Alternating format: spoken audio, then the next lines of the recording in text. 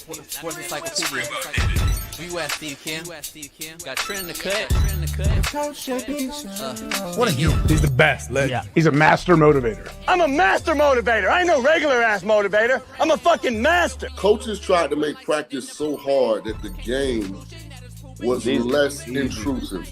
Like they coached you that way. Like people think, well, they were just yelling. No, they were trying to put you under stress and put you in under duress so that when you got in the game, you could mentally handle adversity. If you go through JUCO and you make it out of JUCO, you can make it anywhere. I respect the hell out of you to see that you're doing what you're doing and still doing what you're doing for real, the way you do it, man. From day one, you had the same enthusiasm. You keep the same enthusiasm, and it's fucking contagious. In my opinion, I think Shedeur Sanders is the best deep ball in college football. I don't think he's. Can you just say something nice about Shedeur Sanders? I love talking ball. It's nice to connect with guys that are like-minded and just are real and genuine. And I proudly stand up next to you all. God bless America. You said belt to ass, T-Red. You got the belt around you. Coach JB Show.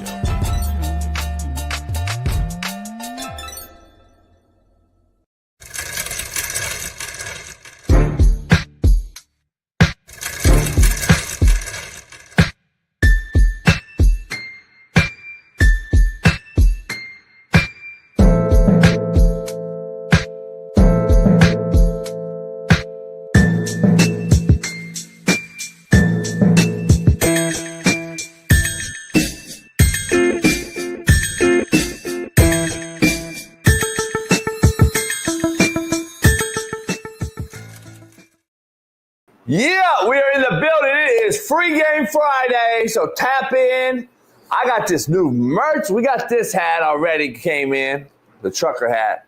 And then this one just popped up on me. God damn, we got every color too. We got the heather gray, the light gray, the dark gray. We got the merch, CoachJBStore.com. Go get you one. I'm gonna rock this one today.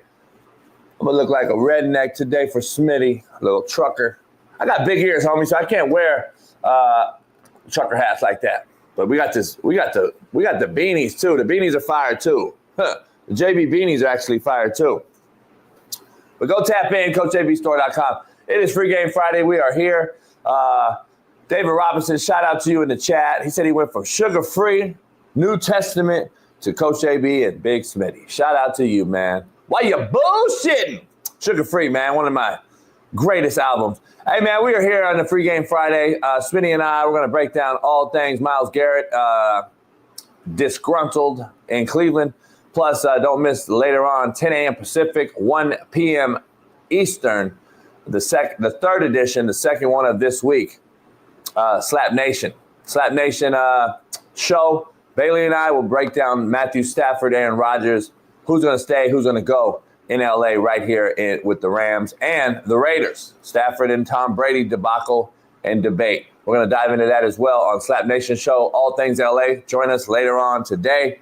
Right after this, we'll be going straight to Slap Nation with an hour delay. So we will be live, Bailey and I, 10 a.m. Pacific right here on YouTube. So let's get into this thing, man. We got a lot to discuss. And I'm going to lead this show off, man, with a little bit of a rant. Because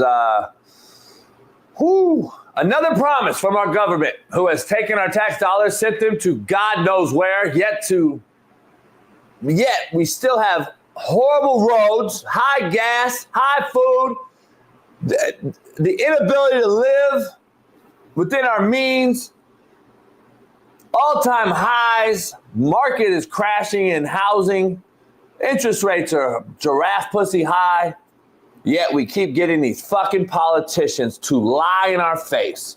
Yet we just keep accepting it. The Epstein files have been promised to us as a public for years. And then Trump takes over and hires these new people. And these new people now blame each other. And now the FBI is the newest to blame. And today it'll be someone else to blame. And tomorrow it's going to be someone else. It's always something. And someone who blames someone else. I just ask you guys, when is enough enough? People, this is why I don't vote. Do you get it yet? Do you understand why JB doesn't vote? There is no one in this world more crooked than priests and politicians. How many weirdo priests have been caught up this year alone with little kids or little boys or whatever, just in the last 3 years? How many have you seen pop up in your favorite cities, at your favorite churches, or at the Catholic level? Just give me some. 7, just that we can name 7 crooked weirdo priests just in 3 years. How many crooked politicians have we seen over the last 4 years doing the American people wrong? Yet here we are, and here we go again. But people, please tell me, what are you going to do with the Epstein list if you do have it? What are you going to do with the list? Please let me know. Do you really think they were going to let us nobodies see the fucking list? Do you really think they were going to hand over the fucking list and let everyone see your favorite politician, priest, actor, rapper, singer on a list? You're full of yourself. You're truly full of yourself. But I want to know what you guys really were going to do with the list. Not buy Jay-Z songs anymore? Were you going to stop streaming Jay-Z and Beyonce songs? Were you going to stop watching Jim Carrey movies? Were you going to stop buying your favorite actors tequila or vodka when you found out who's on the list? I mean, that's all you're going to do. Or let me actually say you're going to do. Because half of y'all will still listen to Jay-Z. You'll still buy your favorite shoes. You'll still watch the actors' movies. Stop the cap. Keep it real. We all just talk. We never do. But what do I know? Let's dive into it, man. Let's bring my main man in before we get to the quote of the day. Far East Sider, 317.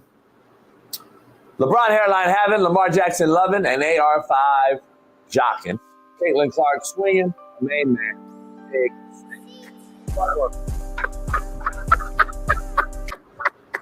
What's going on, y'all? It's Pregame Friday. It's Epic Friday. It's Turn Up Friday. That's the T, but we still turn up. It don't even matter. We here live on this show. I couldn't wait for today. We got my man Isaiah Frida's in here. TBE Trucking, Jared MG, Wizzy, my cousin, TC, Sugar on the Rim, please Robo and Mojo and Jay Switch. We got a loaded show. But before we get in the quote of the day, before me and you start to argue, JB, we cannot leave our special guest waiting that much longer because he's on the clock right now. It's the one and only Dr. Jesse Morris. Bring him straight into the show right now. He blew it up. What's up, cuz? How you doing? Good morning. Good morning. Hey, I love that new merch you got. I saw that new shirt. We got the new hats. I just got these new hats in, Doc. I'll send you another one. I'll send you a new hat.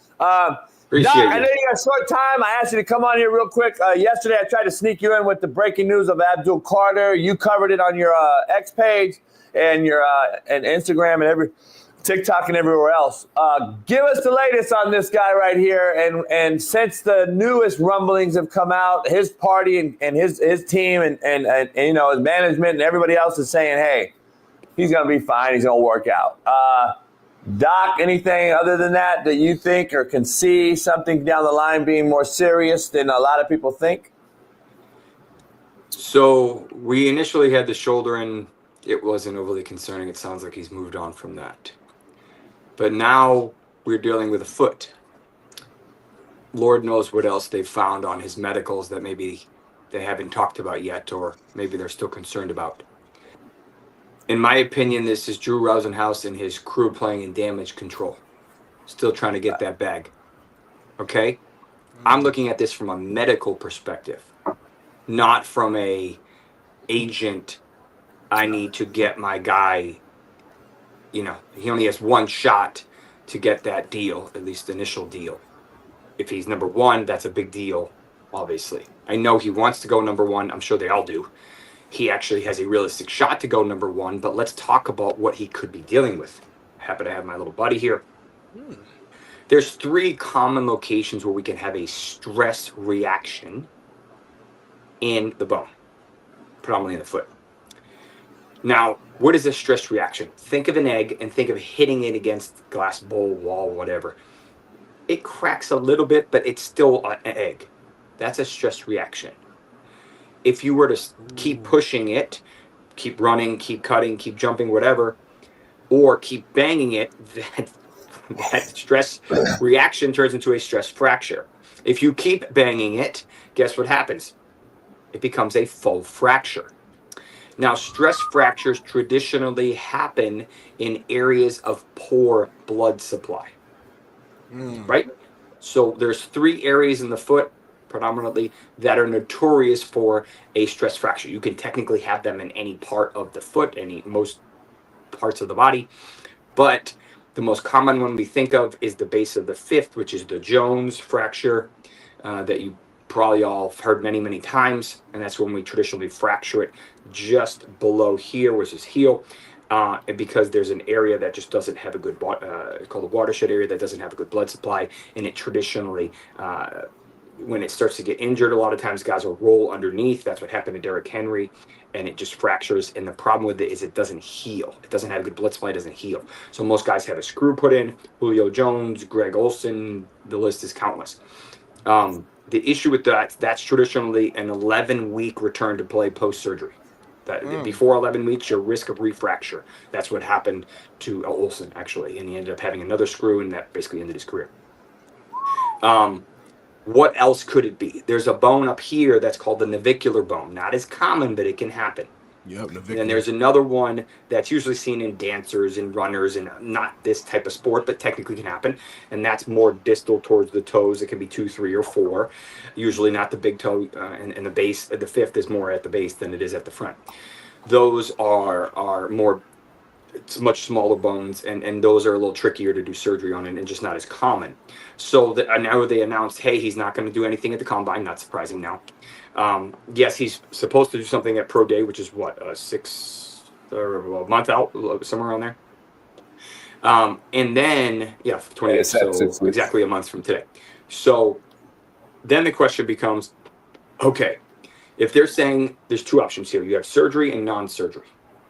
Okay, well, if best case scenario, it heals beautifully, he goes to Pro Day, he kills it, still elevates his stock draft, and then they say, hey, are we still worried about this foot, right? There's always this inherent concern. The other possibility is he has surgery now, he has to skip his Pro Day, but the injury is less risky because they surgically addressed it. Now, the longer he waits, the more this could potentially risk the season and obviously his draft stock. The other caveat, what if he has his Pro Day and he suffers a setback or worsens the injury or causes a new injury? I'm going to play devil advocate because that's what I do. You have to think of all the different options when you recommend something. We always like the best case scenario, but that's not always realistic. So what if he ends up full fracturing that? Now he has to have surgery, and now it starts to eat into July, August. Guess who starts on the pup? Then you got a guy, organization spend a lot of money, and now you're up there risking it ROI, return on investment. So obviously we only know so much, but I'm giving you a scenario based on what we know. Yep. Based on the most likely possibilities. This is why they do medicals at the combine. Yep. So you don't dump a ton of money into someone with something that you didn't know about. It may not be anything. It may be a whole lot of nothing. But it's due diligence. And for someone of this caliber, someone who's they're going to invest this much time and resources and money, how often do you get a top 3 pick? Hopefully not often. Hey, Doc, so if you're advising him, are you telling him to get the surgery and just cut out all speculation down the line for your future as a young kid, 21 years old? Without knowing exactly which bone it is, it's hard to give an exact answer. If it's a Jones, yes. In my opinion, and I know you step on it, it gets a little wider, and you keep running on it, it gets a little wider, and then my boy had to get a screw. Some guys, I remember Hollywood Brown when he was in college, he played his whole last year with or most of it that we know of, with a fracture, and then ended up having the surgery before he came to the NFL. But I mean, guys do great with it. The other caveat is think about this. If they put a screw or a plate, depending on the surgeon and the specific body part, oftentimes they have to remove it. So that's another surgery. Damn. All right. So there's different levels to this. In my opinion, this knocked him out of the top 3. I said the same thing yesterday, I believe. I obviously, his stuff is on tape. He's elite. There's no question about that. Why do I have a feel this is going to end up with the friggin' Eagles at the end of the first round stealing this guy? It just looks like it's written on the wall. Right? Look at another fucking D lineman. Transitioning real quick, because listen, one of my brothers was booted out of the Marine Corps years ago in the late 80s because he had a stress fracture coming out of high school playing football. Well, they're very common in the military because of the constant. They're marching miles and miles and miles. Yeah, the military don't even fuck with you with stress fracture. They won't even let you in. So it's crazy. Yeah, they're very common in the military. Yeah. Any news? It's transitioning to the what I call the round ball idiots game. Basketball. Any rule? Any update? Do you know anything about street clothes, Mr. Anthony Davis? So we heard he hasn't played since that initial injury or probably re-injury. And explain abductor. Explain abductor to everybody too. What that really is. There's a couple different things going on. There's an abductor and there's an adductor, ABD, ADD. Then there are groin muscles, more like sports hernia. That's what they call it. So where the abdomen comes down and the groin muscles kind of come up. That is your common area where we get it with twisting. A lot of the receivers get this stuff, and it's a very frustrating injury. My suspicion is this happened while he was with the Lakers. He injured it or re-aggravated it, which it's not rare. It's very common when he got to the Mavericks, and now they're trying to figure out what to do. Adductors, which is the groin muscles, classic groin, are very slow healing. They don't heal well at all. They are very frustrating. And in general, they, if you don't, in my opinion, if you don't inject them at where they attach to the bone, which is exactly where you think it is, underneath, they will heal. They will continue to injure over and over because the tendon usually ends up tearing or partially tearing and then putting scar tissue. You break the scar tissue, so on and so forth. The issue with the adductors and the groin is that every time you pick up your leg, you need that muscle. So you can't not use it. It's every freaking time. And a lot of the linebackers and the DNs and because they're pushing off, they do this. They get these as well. The calf and the adductor groin are notorious for re-injury. Like you could say it's 3 months later and did it again, because of the poor healing in a couple of different areas and the high stress. You're always using basically both of those two muscles. Whenever you walk, you're using your calf, and whenever you step or move your leg or rotate or anything, you're using your groin.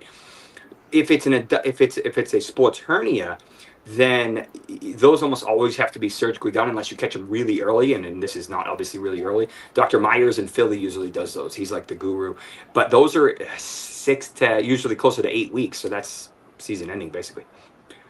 Golly, staying in the basketball world, and if you haven't done the research on this, no worries at all. But another big time name that was out for the season now is Wemby. If you had with blood clot situation, can you tell a little bit more on that potentially? I can. I actually did a cool podcast with none other. Hey Doc, I don't think Smitty knows what heat you took for this take. So that's all right. I'm gonna. So you guys will get a little special preview. No one knows about this yet. Hey Doc, I had people from everywhere sending me your post, and I'm like, damn, finally, and I'm like, I turned off the responses because I couldn't keep up with there were so many. And I'll tell you what, but I'll give you an idea. I didn't even know that. Weddle wanted to say thank you for saying it. Weddle said, please keep standing on business.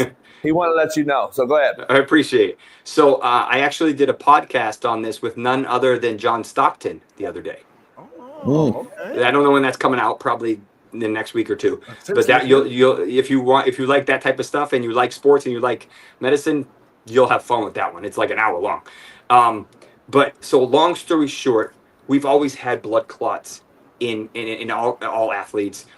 but traditionally they're a little bit older. If you remember Chris Bosh, he was 31, 32. We had several other players that were in their late 20s, early 30s, but usually we don't see them in the young 20s. Wemby's 21. The only caveat for that was Brendan Ingram back in 2019, kind of a one-off, the only one that I can think of before COVID in the past probably 15 years or so. So it just wasn't very common, at least at the professional football, professional basketball level. Why I tweeted what I tweeted, which basically says how much. So I said this is a blood clot because they called it a DVT or whatever they call it. Yeah, so with a deep vein thrombosis, which is DVT. Traditionally, that's in the calf. His happened to be in the shoulder, which is even rarer. So I said, that's a blood clot, clarifying it. How much you want to make a bet he received the COVID vaccine? This is a rhetorical question. Why? He is a professional basketball player. He's from France, and he pretty much had to have had it to travel. I already knew the answer, but I was raising a point. Yes, you can have increased risk of stress and of blood clots with COVID itself. I've had patients in my office with COVID on a blood thinner and clot literally in front of me. It can happen 3, 4, 5 years ago. But that usually dissipates over time. This is an elite top 5, whatever in the world athlete that, yes, he's dehydrated regularly. Yes, he is tall and lanky. I'm assuming he doesn't have any Marfans because they would have checked him 15 times over before he got to this level and gave him, what they gave him. Yes, could he have some genetic variants and so on and so forth? Yes, it's possible. But how likely is that given how many times he's likely been screened? This isn't a baseball pitcher that's throwing over and over and over again, and you get thoracic outlet syndrome because there's an injury to this area. But that's where he had it. He had it in his upper extremity. We saw what one of the Patriots had one last year, one of the linemen, one of the big guys. But that is not an elite, lanky 7-footer that can dunk but also shoot threes, that is super, super fit and runs the court every day, all day. So, in my opinion, and the data is starting to come out, and whether or not people like it, it's coming out. The COVID vaccine, predominantly the mRNA version, has massive issues. There's a pre-release from Yale that shows that there's a massive spike in Epstein-Barr virus reactivation. There is a significant decline in your immune system, which translates to basically similar to what HIV does to the body. Think about that one again. There are massive issues with spike proteins still continuing to circulate, and there's some people that actually continue to make the spike protein. So if you measured it, which is an easy lab blood test, you can actually still see the spike proteins levels, and they're way, way, way higher than if you just had COVID. So some of the running theories is that the COVID vaccine actually continues to make the spike protein, which is usually causing all of these long COVID and all of these issues. So I released something maybe an hour ago, that basically shows, I think it was the third quarter of 2021, 70% of Americans had the COVID vaccine. Okay. At that time, the health insurance companies released their data for increased risk and stress and increased risk of mortality. It went up 80% between 25 and 44-year-olds. What? Hello? And you look at it, they give a box by box. It's on my Twitter. You can look. Before that, it was, green, normal ranges. After that, it's red. The risk went significantly up. And that was only in the first 6 months or whatever it was. We didn't even have 3 or 4 years worth of data. So I know people don't want to talk about this. But unfortunately, this is something I deal with every day here. This is something that my family has dealt with, that my friends have dealt with, that your friends have dealt with. And it's the elephant in the room no one wants to talk about. Doc, what do you say when you hear doctors, though, in your profession out here telling these parents, hey, still, get your kids the jab. It's okay. Because I'm still hearing it. My mom's a doctor, and she's still hearing it out here, and she's like, it's fucking unbelievable. So why are you telling me? In the COVID, I think it has to stop. I think we already. I think the data's out. I think they need to pull it and just accept that version and what they did for that. I'm not ready to rule out mRNAs altogether. I think there's a lot of potential there, but for specifically what they did with this, it was not effective, and it was quite the opposite.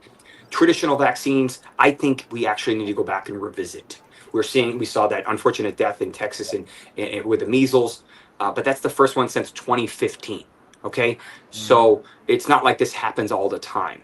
Most people have MMR. That is, for the most part, not a super common issue. The other concern, and I have links on my page and so on and so forth, you're starting to see and have people question as opposed to just assume everything is okay. Show me the vaccine data and the safety data, but for all 24 to 36 vaccines, collectively, by the time they are 2 years old. Show me that safety data. You can't, because it doesn't exist. They may have small independent things, but I want to see the stacked risk. I want to know for certain if autism is linked to our society, whether it is vaccines, whether it's food, whatever the reason is. Right? How do you go, yes, we're better at detecting it, but not that much better. Okay? Why is the rate in California significantly higher than the rest of the country? Okay? So whether or not you're comfortable asking these questions may depend on who pays you. Okay? Hello. Okay. This, unfortunately, this has become political, but this isn't politics. This is medicine. Don't confuse the two. No doubt. No doubt. At the end of the day, they don't care if you're red or if you're blue or whatever color. No. Your body doesn't care, So it's like, oh, I'm this, show me the data. I'm not assuming anything. Stop assuming. We as a society lost that trust when the COVID vaccine came out. It's like these Epstein files. Show us then. You keep saying it, but you ain't showing us. Until you show me the data, I have to be skeptical now because I no longer trust you. Right. No doubt. That's exactly and that's kind of where I'm at with it. Everybody, you do what's best for you based on the information. But if your doctor doesn't say it causes this, and this, and this is why I think you should get it. But if they say, hey, this is what I recommend blindly, then you need to, because once it's in you or whatever you're talking about, that's it. You can't take it out. You can't just, oh, my bad. Like, you can't do that. What's done is done. So you need to be damn certain that is, that is what you want to do, that's in the best interest of your health, because you can have all the money in the world, but what good is it if you don't have health? And Doc, this is all the shit you talk about, like everything that has to do with nutritional value and all the foods and everything that we've been eating, us versus Europe, and all the additives that we add into our shit versus the same food and the same brand over there that doesn't have the blue gum dye and all this shit that we add in here. Somebody super chatted us to give you a question before you get out of here. Joe Rogan did a podcast on Girl Scout cookies. It's funny because every single store I've been to in the last 3 months is kids out there selling Girl Scout cookies. She did this. Joe Rogan did this thing. Joe Accord, who does the weather, and dropped a super chat for you to ask any truth to the truth bomb that was dropped on Joe Rogan about what's in the Girl Scout cookies that we all so adored growing up. Huh. I haven't seen that one yet. I'm surprised I haven't seen that one yet. I actually need to go look that up. I actually went. One of the grocery stores I go to regularly here in Miami, they have Girl Scout cookies on the front door right there. Right now. And I feel so bad. I ate 2 boxes last week, so it is what it is. I feel so bad telling them, like, I don't eat that stuff. So, but they don't get it, right? They're just kids. They're just trying to make money. But I have to look into it. I'm sorry I don't have a good answer for you. No, it's all good. Would I be surprised if they were full of garbage? Yes, of course. Give yourself, if you guys have a second, I tweeted something last night that was bananas, right before I went to bed. Oh, shoot. It said if you eat ultra-processed foods for 5 days in a row, it actually changes the chemistry in your brain. Oh, I'm fucked. 5 days. We're talking about a week. Not even a week. I've done it for 2 weeks. So, like, think about what happens, you know, and it also messes with the insulin response, which is where your diabetes and issues come from. So, you know, I think the ball's moving in the right direction. We can't eat shit, Doc. We can't eat Nah, nothing. we can't. Trust me, we Eat can't. nothing. I heard you drink too much water. That's fucked. You can't do nothing, Doc. They got minerals in the water you ain't supposed to be drinking. Milk. Yeah. That's why you gotta get in the ocean, Smitty, and then boil the water. Take the salt out and then drink it pure, homie. The ocean's disgusting, homie. Hey, I got the shot. I didn't want it, but I had to. Thank you for coming on, Doc. All right, guys. We'll see you. Take care. All right, see you next time. I got the damn vaccine. I didn't want it, but I pretty much had to do it. I didn't have processed food 14 days straight. I had Girl Scouts last week. That's your choice. That's your choice. All the stuff that we talking about. So this might be my last. I mean, hey, enjoy me today, because I don't know what the fuck. I might not be here Monday. Based on what Doc just said. Hey, Doc, hey, Smitty, real quick, let's get to the quote of the day before I can go backwards. And since we had Doc come on early, we rewind the show. Let's get to the quote of the day, powered by BetUS. Head on over to BetUS today. Use 150% bonus using our promo code CoachJB on your first deposit up to $2,000 with protection. Quote of the day, Smitty, your value doesn't decrease just because someone can't see your worth.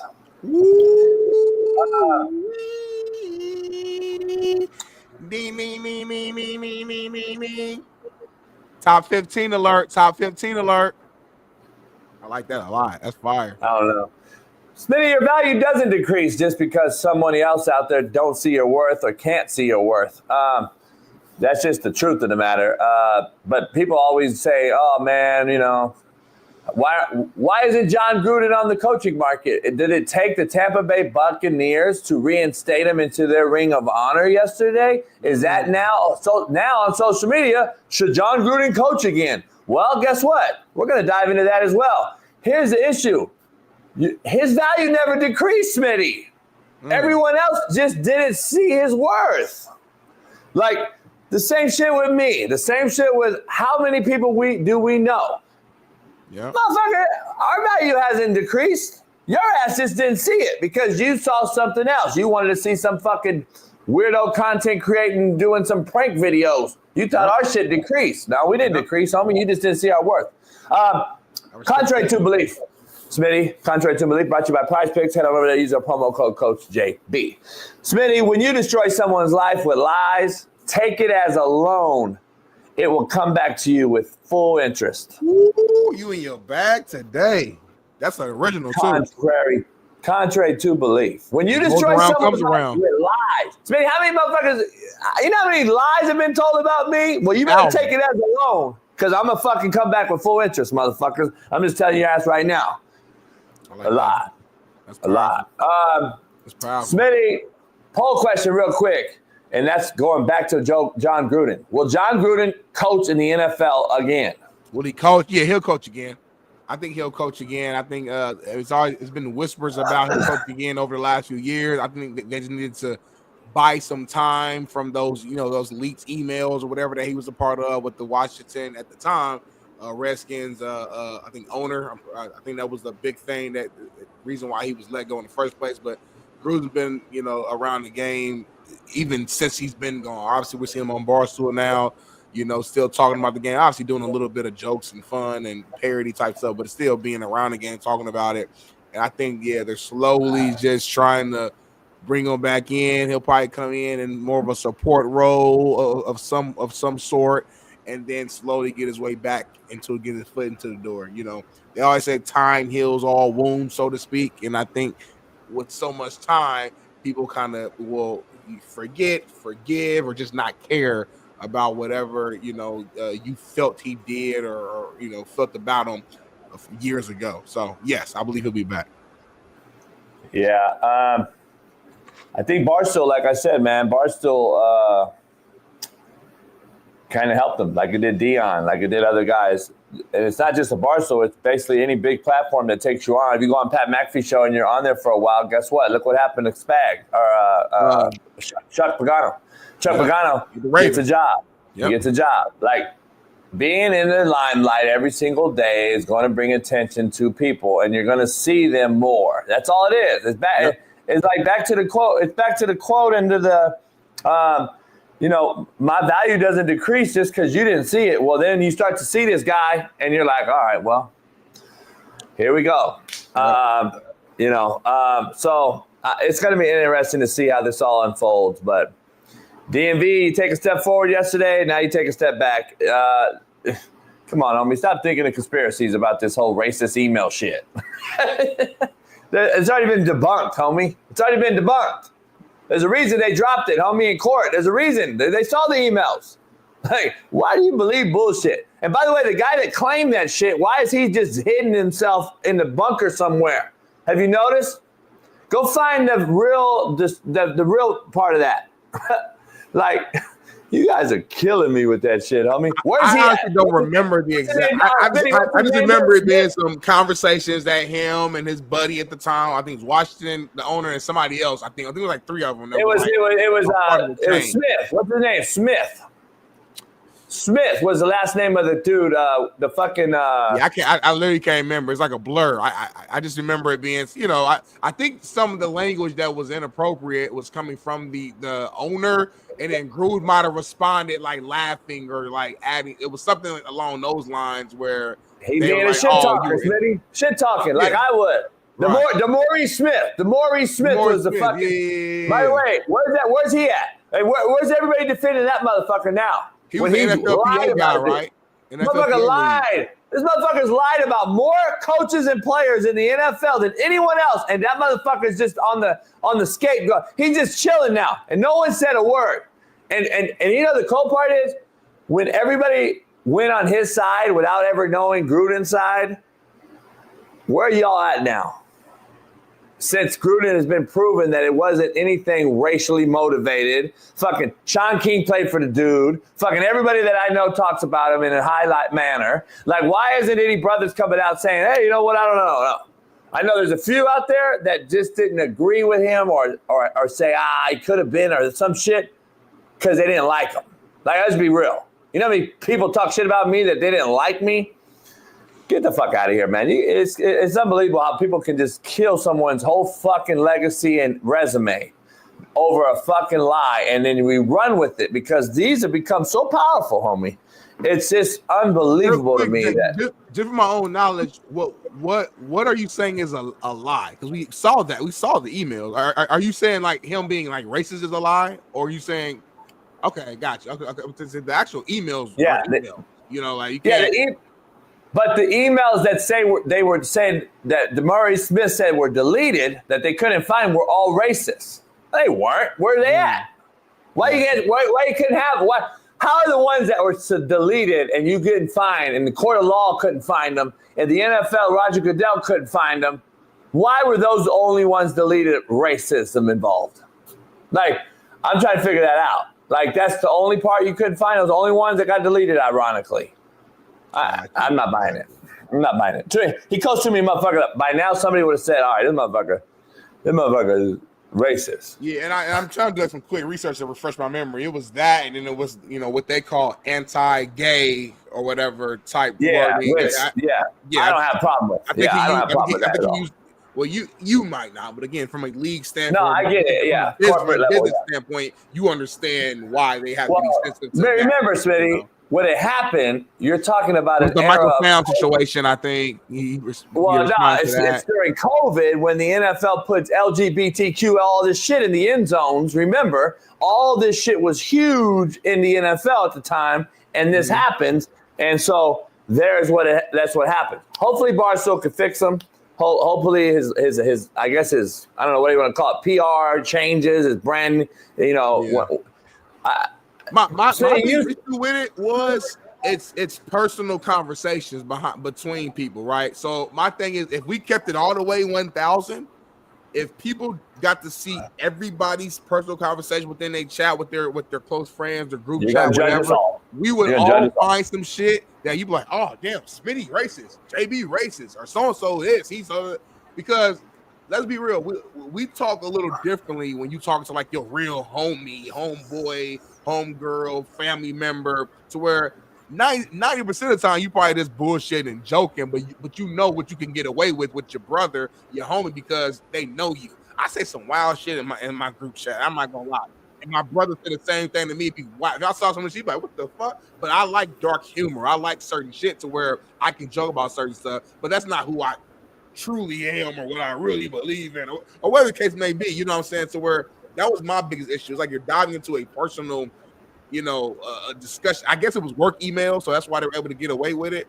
And they probably, and I will say this group should have been having conversations like that on the work email. But that's just not smart. That's like me going to Fox and talking some bullshit on my work email. That's just not smart. But at the end of the day, what we talk behind the scene, what me and JB might say on the text, or me and Bailey, whatever, that's not for public consumption for everybody to see. You know what I'm saying? So I don't know. Yeah, I just don't get, like, DMV comes out and claims all these things, but I promise and guarantee he's over there talking to his homies saying white boy, cracker, whatever, and he don't think that's racist though. See, that's the problem we have in this divide in this country though. See, it's one side this way, one side this way. Yeah. We gotta keep it funky. Come on, DMV, keep it real, homie. You full of shit. You a hypocrite, homie. I keep it real. I'm gonna say what it is. You're a liar. You're a hypocrite. You see it one way, motherfucker, because you think you are the way. You're not. So that's the problem we have, homie. When we start realizing that shit, then we'll stop bullshitting each other and just keep it funky. But some people just can't do it because y'all hide and then act like, oh, he's racist, he's this, he's that. No, you are. That's the fucking problem. You are. But see, they don't want to talk about that. Smitty. Chat said I'm racist now. Chat said I'm racist. So I don't know. I've been racist. Smitty, I got to ask you. I started the show with this Epstein file thing. Yeah, you did. Did it release? It was supposed to release language last night, wasn't it? Nah, I'm just pissed off, homie. Like, I don't give a fuck. That's why I don't vote, because I don't believe any politician, any priest. Stop lying to the American people. We pay taxes. We don't know where they're going. So they hire a billionaire guy who comes out and finds out where the audits are, digs up, finds all this missing money. Now we're talking about giving people back some money. Stop paying taxes. Cool. I want to see it. Like, at some point, we got to shit or get off the pot. Stop talking about it and just do it. I'd rather it takes 3 years and I don't hear about it. Keep doing your thing as the president. Keep doing your thing as a secretary, treasurer, all these things that we hire, FBI. Find all your shit. Work on your shit. Secure our borders. Fucking, let's get some fucking gas prices lowered up. Let's get some, Trump did a good thing, I thought, the other day, opening up the forest again so we can use our own wood and we ain't got to import from Canada, so that we can drop the prices in wood and construction costs so we can fucking lower the interest rates and get the housing market back cracking, which is a huge part of the American economy. That's a big thing. So just do it, homie. I'm tired of hearing about, we're going to show you this and show you that. They hired this broad who said she's going to come out and show the files for fucking 6 weeks now. And now she's blaming the FBI for holding the shit. She comes out all hyped up about today's the day, we're going to drop it. And then today came yesterday and ain't shit out. And then they drop some bullshit to really insult us as American people. Like, we're just so fucking dumb. They literally released the same shit we've already seen for last 3 years. There ain't nothing new, Smitty. Ain't nothing new. I ain't seen nothing new. No groundbreaking shit. Like, they got a video of Diddy. You know what I'm saying? Ain't nothing new. I ain't seen nothing new, homie. I ain't seen nothing new. Everything's the exact same shit we all thought. Now it's all assumption based. We don't know shit. And they just keep fucking with you. Homie, people really thought they was going to get the list, Smitty, like, at the barbershop and just, damn, like, homie, you guys are fucking idiots to really think they're going to let you know how many billionaire, impactful people in the world are on this list, and you think they were going to let us, nobody's know about it? Come on, homie. You think they was really hopeful, going though, homie. You was hopeful. You was like, all right, let's. You thought they might do it. You thought it was a small. Yeah, I want to see it all. I want to see it all. Like, you thought your boy was gonna yeah. Hey, if Trump's on that motherfucker, show us. See, when I say he was on, I'm saying Trump's in office. You probably thought that he would make some shake. No. Because he's already said it. Because he already addressed it. You know, he's got pictures with Epstein and shit. Yeah, so that was his homie on the business. And everybody's always, everybody's like, oh, he's on the list. I'm like, no, he's even said, hey, billionaires fuck with billionaires. We invested. He said, I've never been to that motherfucking island. I didn't know nothing about it. That's what he said. I want to know why. That's what he said. Why the list don't come out? Because I don't believe anybody, Smitty. I believe everybody's on that motherfucker. I believe we'd be shocked and floored by who's on the list, and that's why they'll never release that motherfucker. They're only gonna give you this and this and this. What you want to know, like what they want us to know, is what you're gonna get. Come on, man. I ain't gonna I heard you might be on that list. I might be. I'm just. I'm the main one. I'm the main one holding. I'm the main one. I'm so powerful that they can't release that motherfucker. You're the one stopping it. Like what you're doing is like reverse psychology. You're asking for it to come out, but you the whole reason why it ain't out. Exactly.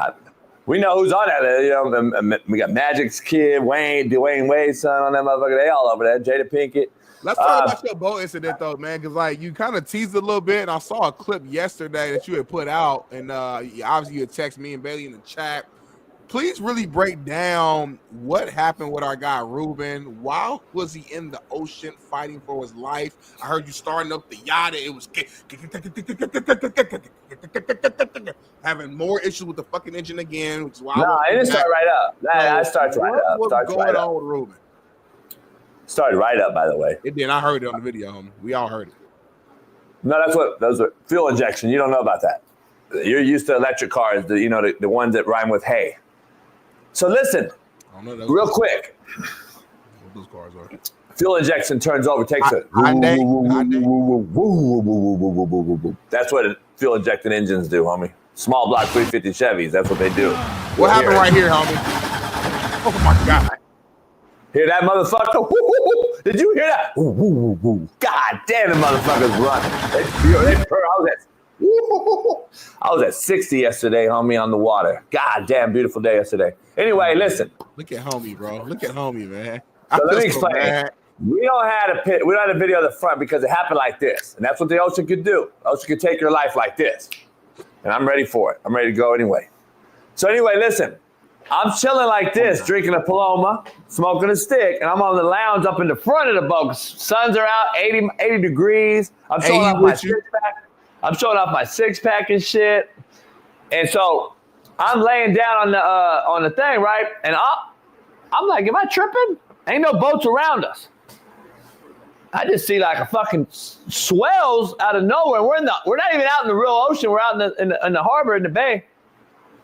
Rolling swells come, homie.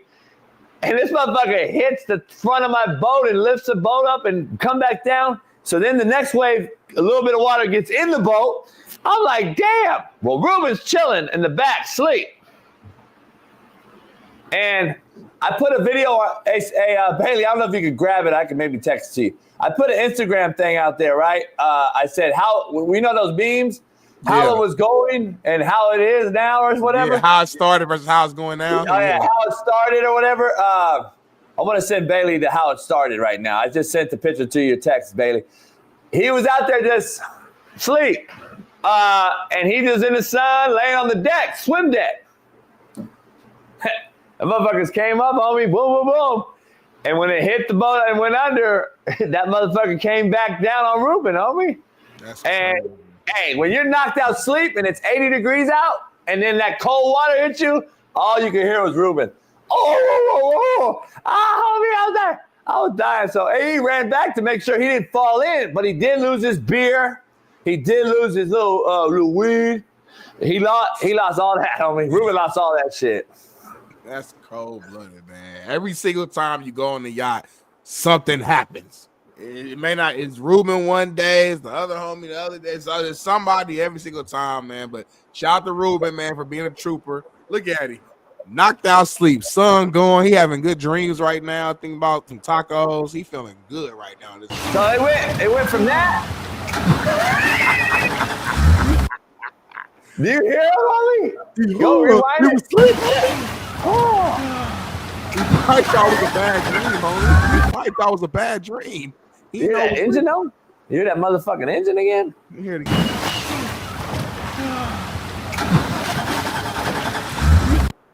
At the end, it gave you a little sneak peek. You should have kept it going a little bit. I heard it. I didn't film it. Who filmed it, homie? But let's rewind the film. Right there. Bailey, let me break down the reason we have a fundamental issue in America. Okay, in America, yeah. Ruben's back. Because Ruben dropped his phone in the water. Did I tell that story? Yeah. And he lost it. It's been gone for 2 weeks. He still can't get on his iCloud. He still can't do his normal shit. But he finally got back on YouTube. And they made him pay another $14 to make up a YouTube name because he didn't have his Google account. Appreciate that. So Ruben. I'm glad to see his green Ruben Maldonado a name back up there. All right, so let me explain the problem with our fundamental issue out here in America with society. Mm-hmm. Problem is, Smitty, why is this man fighting for his life right now, drowning, and on film? Who filmed it? Your people. This is a problem with younger generation of people. Young. They don't even help you. They don't even think about helping nobody. They just go straight and film. First thing that they thought about was filming the homie struggling and possibly being a viral video. Two things you said. Young and people. Who's filming right here? Who's behind this camera? Take commercial break, homie. Get back. We'll be back about 3-4 minutes, homie. We just got done talking about the Epstein list. And then Yeah, I gotta go take a piss, homie. It was a young person. You just told me your motherfucking self. It was a young person recording the video instead of helping. And then you said her. So it's a young lady. CoachABSport.com. Look at that fire-ass new merch. Hey, Ruben, I got your new hat. I got your new hat and your new Slap Nation t-shirt. They just dropped it off. So for falling in the boat, homie. But yeah, hey, Smitty, don't you hate when the younger generation just wants to film you instead of help you? I do hate that. You do, because we talk about like, man, why aren't you helping the homie get stomped out? You over there filming them instead. Like, we always talk about that on the show, right? Yeah, like homie gets shot down. He like, yeah. You run up to him with the phone like this, homie. Yeah. Oh my God, he got shot, y'all. Yeah. Ruben literally falling in the way. He got hit by a tsunami. He's fighting for his life. Look at the video again, Bailey. He's hanging on the thing, and AE filming him. That's the damn shame, homie. That's the damn shame. They say the more AE you do, the you lose brain cells. So that's probably what happened. And it didn't even comprehend, didn't even register. By the way, just if we really want to talk shit, AE older than you, Smitty. AE's older than you. Number one. I don't know. And number two, that tells us how fucked up generation is. Oh, bro, you been coughing and sneezing. Shit. You've been coughing, sneezing, clearing your throat, shitting, pissing yourself all week. What's going on? Do you got the new rule virus? New rule virus? I just haven't drank a lot this week. Chug that bottle right now. Chuck, when you finish that, we'll go on a break. Yeah, all I need is tequila. It fixes everything. Just finish it right. Just chug it, and we'll go right in the break when you get done. Take out the thing. Should I start counting? How long? 1, 2, 3, 4. 4-second chug. There we go. Woo. G. No lime, no chaser. Hey, woo. Big Bailey. Let's I know go. we Let's go for the second and third hour. We got Matt McChesney. We got fucking who else? Shaun King. Yeah. All them. We got all them motherfuckers. And we also got what's happening now. Let's just push that to the top of the hour. As soon as we get back, we're gonna do what's happening now, and then we'll go to what's happening now. You want to do we'll do that right down at the top of the hour. We got back with the break. You want to do what's happening now? I'll come back for that real quick. I did a full pitch. I had a perfect segue. I didn't hear you. Now, what's happening now? Brought to you by Prospects. Where is it? It's right here in your face. Pause. I don't see it. We got to do a better job highlighting it. Dank DeMoss lost her lawsuit, allegedly, apparently, against Lyft. Where the fuck is it on the rundown, homie? Like, where's the fucking highlight? Like, why can't I find it? Why is it so hard to find? Fuck. I don't want to do it no more. I don't want to do it no more. And also, it's not even a full paragraph. It's just the line. Thank them all to lose. Did you really think she was winning? Nah, I think she was gonna win. Did you think she was gonna win? Bitch is sitting this low, talking about give me accommodation. Give me I'm gonna sue lift. Bitch, you can't even get lifted. Like, this shit is ridiculous, homie. At least she in the gym, homie, because you're not in the gym. At least she in the gym working. Let's be real, homie. Let's be real, Smitty. Let's do it. You heard her speak. You heard her talk. Mm-hmm. Like, seriously. Is she going to be your son's fucking math tutor? Like, it's out. I mean, come on, homie. It's one of the dumbest humans I've ever heard speak. She's one of the dumbest humans I've ever heard speak. And then we're going to sit here. She's not only not very bright, then you're fucking so overly obese that you're going to blame and victimize everybody else? Like, get the fuck out of here. Take your motherfucker out. I don't know how smart she is. I'm not going to go at her for her But Smitty, you do know one thing. But she's way too big and is not healthy, and she needs to lose that weight for her own health. Be honest. You can't just go in the gym. You know, Smitty. I try to tell these people talking about the gym, even Matt. You can't just go in the gym, homie. I didn't even go in the gym at 48 years old when I said I'm going to go on a diet. First of all, you got to diet and lose the mass. Yeah. She probably needs to start running laps for a while. Seriously. Yeah, you go run laps, homie. You're going to have a massive coronary. Yeah. So you need to take your ass and lose the weight first, lose all that shit so you can get in lift. The access. And then lift can actually take you to the fucking gym. I would suggest she just goes outside for like an hour every day and walk. I wouldn't even walk. The sun might just fucking. I mean, it looks like she's literally made up of cookies and ice cream. The sun would just. You say you wouldn't walk, then what would you suggest her do? What should she do?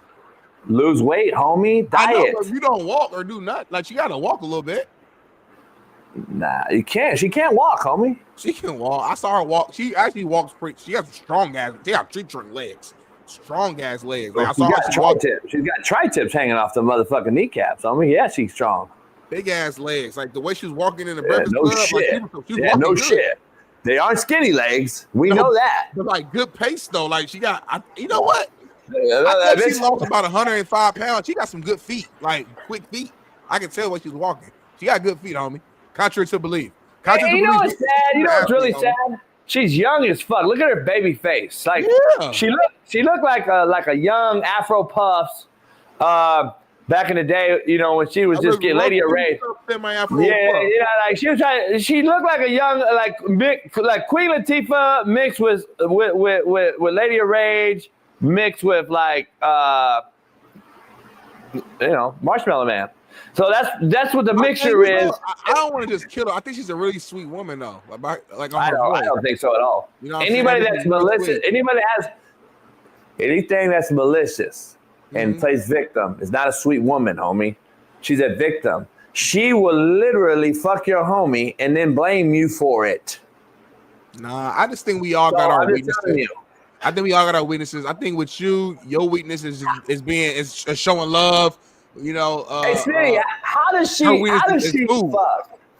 she fuck? Seriously, like I'm just being, I'm just a real question, or whatever you call it, make love or whatever. How would you make love? You call it make love, so let's use your context. How would you make love with my wife?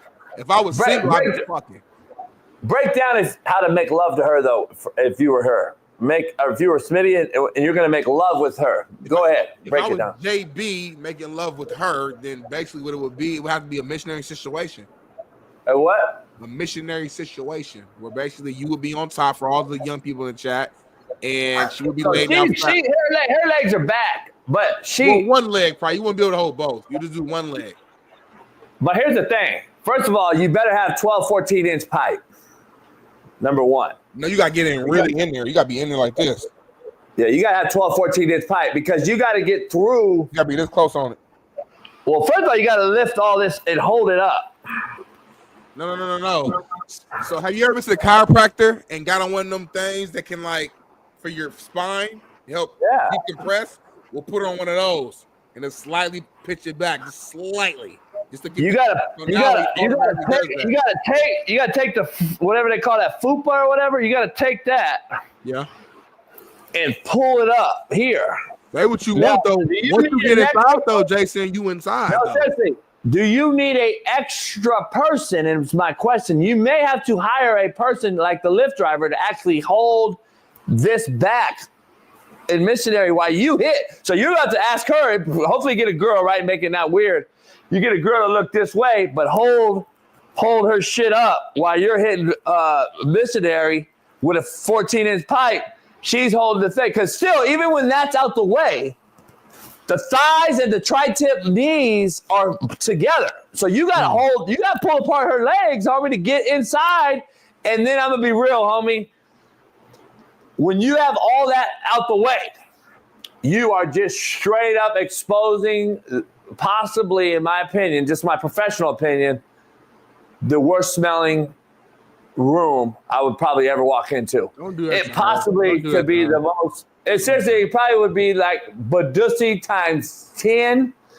And now you've got a gas mask situation that you got to have someone to now have a gas mask. Is it really worth hitting? I'm not putting that on her, homie, because she black at the end of the day, and we are some of the most clean people known to man. No, you and us argue all the time about it. Black people are way more clean than white people. You know that. Y'all be walking around. Help them. Y'all don't even wash your fucking legs and feet, homie. I've done a poll at work. Most white people don't wash their legs or feet, homie. That's a fact. That's a literal fact. They talk about it on podcast. Travis Kelce, Jason Kelce. Why do you wash your feet? Motherfuckers, they stink. They're disgusting. They're in sweaty socks all day, walking around for 13 fucking hours. That's why you wash your feet. But none of y'all do it. Feet, legs. Can I tell you the truth? Don't wipe your ass good. Can I tell you? Can I play the race? And last thing, I'll let you go. At the airport or public bathrooms, white people will go to the fucking stall, take a shit, come out, and just not wash their hands. I see it all the time. Right hand of God. I see it all the time. It's always white. Go ahead. It's a fact, homie.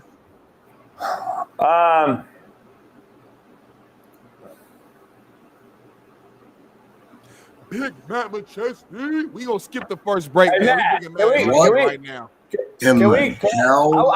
Matt, hold on. I gotta do the race bait thing. I want to be a race baiter for a second.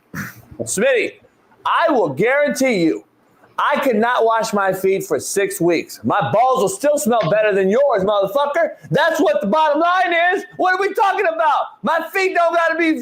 My feet don't smell. My feet have nothing to do with my pussy or my dick and my balls. This broad smells so bad, homie. You a hermaphrodite, homie?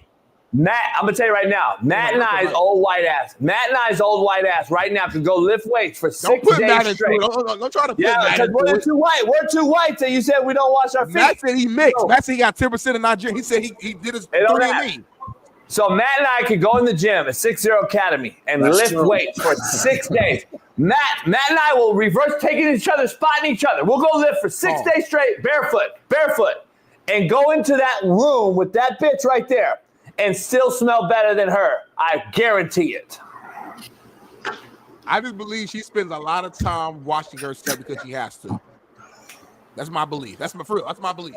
Because she knows how big she is. So I think she knows she has no choice but to she spends a lot of time washing herself. No, she can't even get to it, Smitty. Stop lying, defending this bitch. She can't even pull it back. So how's she gonna use 2 hands to pull that back and then watch with the what hand? She watch with her feet. All you gotta do is put the leg up, homie. Put the leg up. Hold it with this. Put the leg up and do your thing. That's all you gotta do, homie. Smitty, have you seen what she's holding up? Huh? Have you seen what she's trying to hold up with one hand? But it's like flabby. It's not like super. You might have to roll her in flour and look for the wet spot. Huh? You might have to roll her in flour and look for the wet spot. Just saying. I do know this. That is a fucking mean accusation saying white people don't use washcloths. That's bullshit, dog. I wash my feet. I wash my ass. Be real, man.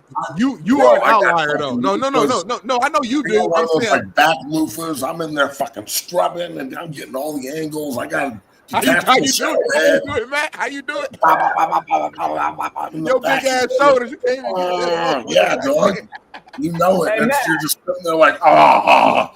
Like, if you don't I'm have gonna be honest, Matt. showerhead, tell me as a man, for real. Like, detachable showerhead, fucking like sometimes you just gotta cook them. You know what I'm saying? After a nice workout. I try to pride myself on cleanliness next to godliness, as you know. So I'm just saying, dog, that's a wild accusation that white people don't use washcloths. Well, I don't use washcloths. I don't use them. Yeah, Like, I don't use them. Tool, I'm the cleanest human I know, and I don't use them. Loofah's cool, but a washcloth. Can you imagine actually walking in and seeing like a used washcloth at your buddy's house? You're like, on the counter. So that's why I don't use them. I don't use them. I don't use them. There's no way. I'll never use a washcloth. I know JB nasty because JB like sleeps with his dog, kiss him in their mouth, and like I've literally seen Ash lick the fucking plate, and then JB put the same food on that plate and eat off of it. That's disgusting to me. Brothers ain't doing that shit. That's the fact. Matt is trolling. It's okay. Come on, man. I kiss my dog on the mouth. I don't worry about that. No, I think I just agree, disagree. That's white people shit. That is white people shit, Smitty. We'll take that. We'll own that. But here's the thing. But that's fine. I love my mother. And you know, dogs lick. I love your dog. But I'm saying, y'all know dogs lick like clean themselves with their tongue and shit, right? They ass and they balls. You know their mouth's cleaner than ours, right? You know their mouth's the cleanest thing in anything, right? I heard that. I wouldn't test the theory. You've never. I don't have a pet. So I don't. He's 8 ass, Matt. He's 8 ass. I know, JB. Because Matt. Here's the thing. When I first met Smitty, Matt, he was like, JB, I just got to ask you a question for us to do the show together. You know, if you eat the pie, do you got to eat the crust? That was the question he asked me, and I'm like, that's a weird question to be interviewing me for if you're going to be my co-host. So he clearly eats the crust that was after my he first question. Like, so me and you met at a yard house. We're trying to discuss the show. If we would be a good pairing. My main question to you was, if you eat the pie, do you got to eat the crust? That's what. Okay, I'll make sure we clear. All right. I love eating the cat though. That shit. It's like a fucking video game. I don't trust it. Video game. It's like a challenge. It's like you your jaw gets sore. You have crown face action. You know if your tongue hurts the next day, you put in work. Big fellas eat the box better than all other fellas. That's a fact. That's a fact. Like big girls got better. I mean, crazy. And that's true. Big girls do more stuff. That's true. This is a fact. So that's why I think they have to. Smitty. Hey, Bailey. Hey, Matt. This is why I think he keeps telling on himself. Everything's about big girls do this and this. I mean, I'm clear thinking Smitty would actually hit this. Homie, I said O-line and D-line eat the box better is what I said first. I had nothing to do with big women.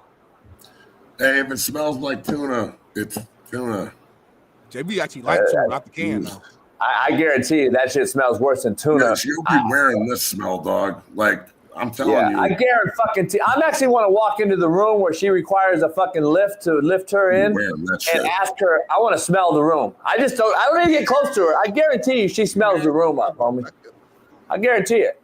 She'll smell you up and you'll smell the room up. Like, for real, back in the day, like 20 years ago, but when I was playing, we're at the bars, my buddy disappears. He comes back an hour later, smelled like just straight pussy. And we were just like, yeah, you smell it. Like, yeah. And you just walk over and you're like, dog, what the fuck? You need to go shower right now. And he wore it all night. It was disgusting. It smelled like but death. It was also awesome. It was gross but cool. Right. It was like kudos to you, but take a fucking like that's fucking disgusting, but it's also that's pretty cool. It smelled like death. He said, you hit this shit, you can't hear shit. All right, yeah. JB, what we got to run now, JB? How are you? We doing good, man. It's Friday. Free Game Friday, man. Matt, you walked into Free Game Friday, so. I know, it's awesome.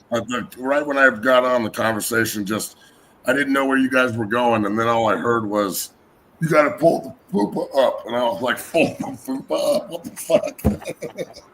Well, speaking of football, let's go to the football field where Travis Hunter won't be doing any drills at the NFL Combine in Indianapolis, my city. He'll wait until his pro day. Travis Hunter was talking about playing both positions in the NFL. There's actually a video that we're going to show. Barely, take it away.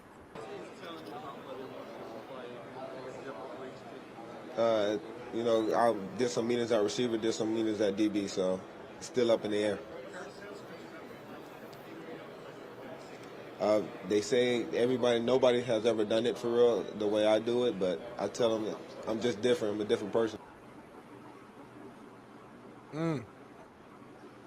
He still wants to play, 100% of snaps at corner and receiver. Matt, what's your take on his response? And just, I know we've talked about this before, but just the reality of him actually playing both sides at the next level. You've played at the NFL. You know how tough it is, how different it is than the collegiate level. What's the reality of him making this a true thing? Look, if anybody can do it, it's him. Okay. I want to say that first. Yeah. I also believe there's a lot of guys in the NFL that could do this. I do. As a guy who played defensive line his entire life, played his first 2 years in the NFL on defensive line, and then got moved to offense and played the last 4 years at guard and center. I never played both ways in the game, but I was always dressed ready. If I was dressed, I was the emergency defensive lineman on goal line. I was in the fucking fullback package, all that bullshit, right? Yeah. There's a guy that plays for the Chargers, the big redhead kid, played at Boise, McClintock or something like that. He played a ton both ways this year at bore technique, zero, and fullback. A ton. That's a pretty physical position. He was fine. He played all year. Played close to 80, 85 snaps a game at times. Okay? Now, I think there's a lot of media attention put into this. But I think Travis can do this if it's regulated correctly. I'm not going to sit here and play if he wants to have a 15-year career, he won't do this. There's nothing guaranteed in this game. You could play a week and get hurt and never play again.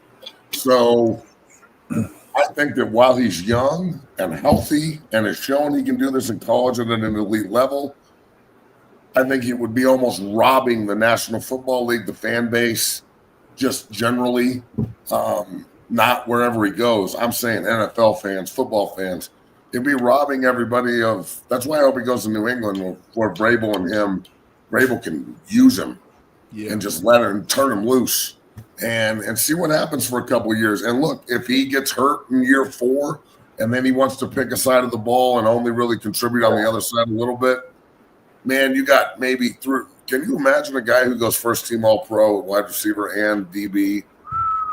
Like, it's some shit that you've never seen before. And I personally, that's what sports is about, dog.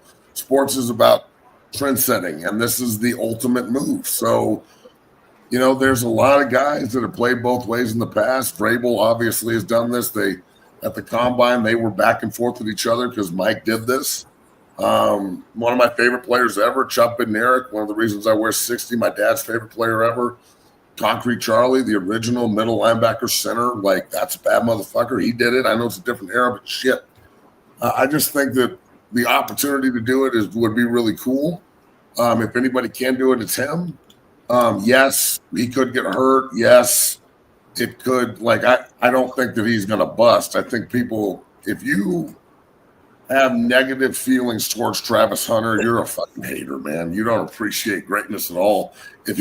I'll say this, being a Buff, okay?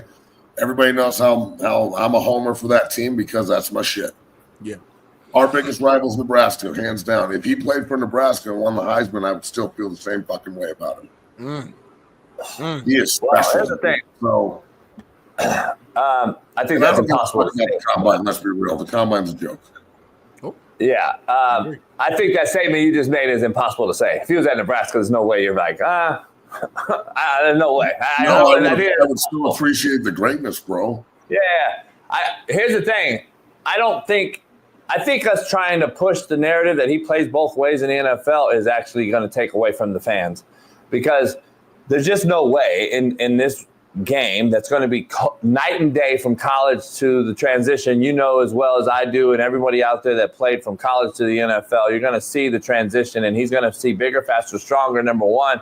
Number two, there's just no way, Smitty, Matt, that he goes out one day and covers fucking, Nakua and then has to go fucking on offense and go against Singletary and or Stingley or Sauce Gardner, and then he has to come on the other side and cover fucking Justin Jefferson, and then go out and fucking play against. You know what they have to do? They have to cover Travis Hunter and get covered by Travis Hunter. So he's that guy. So yeah, but not a full speed guy though. Like he's gonna be wore out. That's a broad opinion about what the man can't do when all he does is do. Yeah, but he hasn't. I'm just saying, this is the NFL. I just think we need to appreciate how good he can be. I think you're over evaluating how. Yeah, I just don't know why we're pushing it. Like why we're pushing it on the kid is my whole thing. Like I think he's pushing it. He said he want to do it. We're not pushing it. He wants to do this shit. Let's be honest. He's a kid. You know why he's pushing it? Because we're pushing it. Like, let's be real. Let's be real. We're pushing it. That's bullshit. He played every snap. Everybody out there is pushing this, though. Every single person out in major network television. I think we're just supporting him, saying he wants to play both ways and saying that, hey, we believe he could do it. You know what I mean? It's not like we're saying he should do it. It's like, no, we're just saying hold on. He can't do it. You actually want me to believe that Travis Hunter is being influenced by fans and the media to play both ways and appease us? No, that's ridiculous. No. This is like in the hood when we grew up, and don't hype your boy up and get him fucked up. To quit hyping that motherfucker up. You know damn well he's hyping me up. Smitty, don't hype him up. Don't hype him up. JB, you better get him. It's the game. We keep hyping him up in a way that we all want to see it. We all want to see it is the thing. Like everybody wants to see it. Yeah, and I think but yeah, the kid himself is like, all right, well, human nature, they want to see it. Let me be the guy to give it to him. Like what we're saying is I want to see the kid be great and lock down one position, one side of the football first. Let's get him let him get drafted and do that first. And then let's see what he does. I personally think he's going to be a spot player on one of the sides of the ball and then start over there and try to focus on either corner or wide out. And then let's go throw him a screen. Let's go do this. There's no way that he's just going to go out here in the NFL and do what we think. I think we're asking for a short-lived career. That's all I'm saying. I want to see the kid play a long time. Like, fuck. Why do I want to see the motherfucker play? Just to appease social media? It's amazing how you're so worried about the longevity of his career now. Like I want to see some greatness. I think that he can give it to us. I like seeing shit I've never seen before. I like to see, and again, yes, fans, we want to see it. We've never seen it, but again, he decided to play both sides from the get-go. It's not like we were trying to push Travis Hunter out of high school. Hey, play both sides. That's what he wanted to do, and Deion allowed, and part of the reason why he played. No one's pushing this agenda on Travis Hunter. This is what he wants. We're just supporting it. We're supporting it, saying that I think that he can do it. If that makes me delusional, then I guess I don't know what I'm talking about with football. But if anybody can do it, it's him. And if he can't do it and he turns into some average player, I'll eat crow. But I'm telling you, I feel pretty confident that he's going to be a pretty good player at the next level on both sides of the ball. Whatever this man puts his mind to, he seems to do. So, I just know that we all hear rumblings. He's paired next to Christian Gonzalez, and he gets Mike Vrabel as a coach with Josh McDaniels and his creativity and the way that they can do things, and a young quarterback. I think he could be a great player. So again, if you have a narrative against him, Smitty hears certain people in the chat. Matt, you hear people on your show, or people talk shit about Colorado. I hear everything. We all hear shit and rumblings. We see it, whether we believe it, whether we like it, whatever. The kid sees and hears shit, and that's my issue. I don't know if he's really going to say, hey, this is really what I want to do. We all see it in here. It's all bulletin board material, as we knew. Why are you assuming that he doesn't want to do it? I'm not saying he doesn't want to do it. All I'm saying is, like, if I'm in his camp, I'm like, look, you're special. Let's get you in the league first, and let's get you locked in at one position. Because bottom line is he has to be drafted first. But he know he's not going to get drafted, bro. He's going to go undrafted. Ain't nothing to worry about. Let's be real. No. I don't know why you guys think I'm being smart. I'm saying he has to get drafted first, That's right? a smart-ass comment. He's going to go fourth to New England. Okay, so he goes to New England. For what position? New He England's not plays drafting Christian Gonzalez and then also plays offense. Okay, that's what I'm saying. They're drafting him as an athlete, though. We broke this down yesterday. We broke this down yesterday. There's a need, and then there's the best player available, and then there's an athlete, the best athlete in the draft. He's the best athlete in the draft, but is he the best positional player needed for a roster spot? Putting him next to Christian Gonzalez? Yes. That would be pretty dynamic. So New England's drafting him as a corner. Yeah, and then they're going to play him on offense a ton as well. That's my fucking point. I'm a smart ass. That's my fucking point, homie. This shit's crazy. So he plays He's going to free agent like I'm a fucking retard. He's going to go undrafted. Get the fuck out of here with your fucking biased Colorado shit, homie. The guy's going to be a bust. Be real. He's going to be a bust. Right. He's going to be a bust because we're hyping. And I'm telling you this as a father, and a coach, he's going to be a bust because y'all put all the hype on the kid, and nobody's going to tell the fucking kid the truth. You're 170 pounds. You need to get to fucking the weight room first. Go learn how to play a position in the NFL. We want to hype the kid up and say, go lock down Justin Jefferson and then go play corner. He's a bust now? Hold on. You guys are hyping him to be a bust is what I'm telling you. You're hyping him up to be a bust is my point, homie. I'm not saying he'll be a Hall of Famer. Let the young man play a position. Let him play a fucking position first. We're setting him up to fail, homie. Let him play one fucking spot. Listen, come on, man.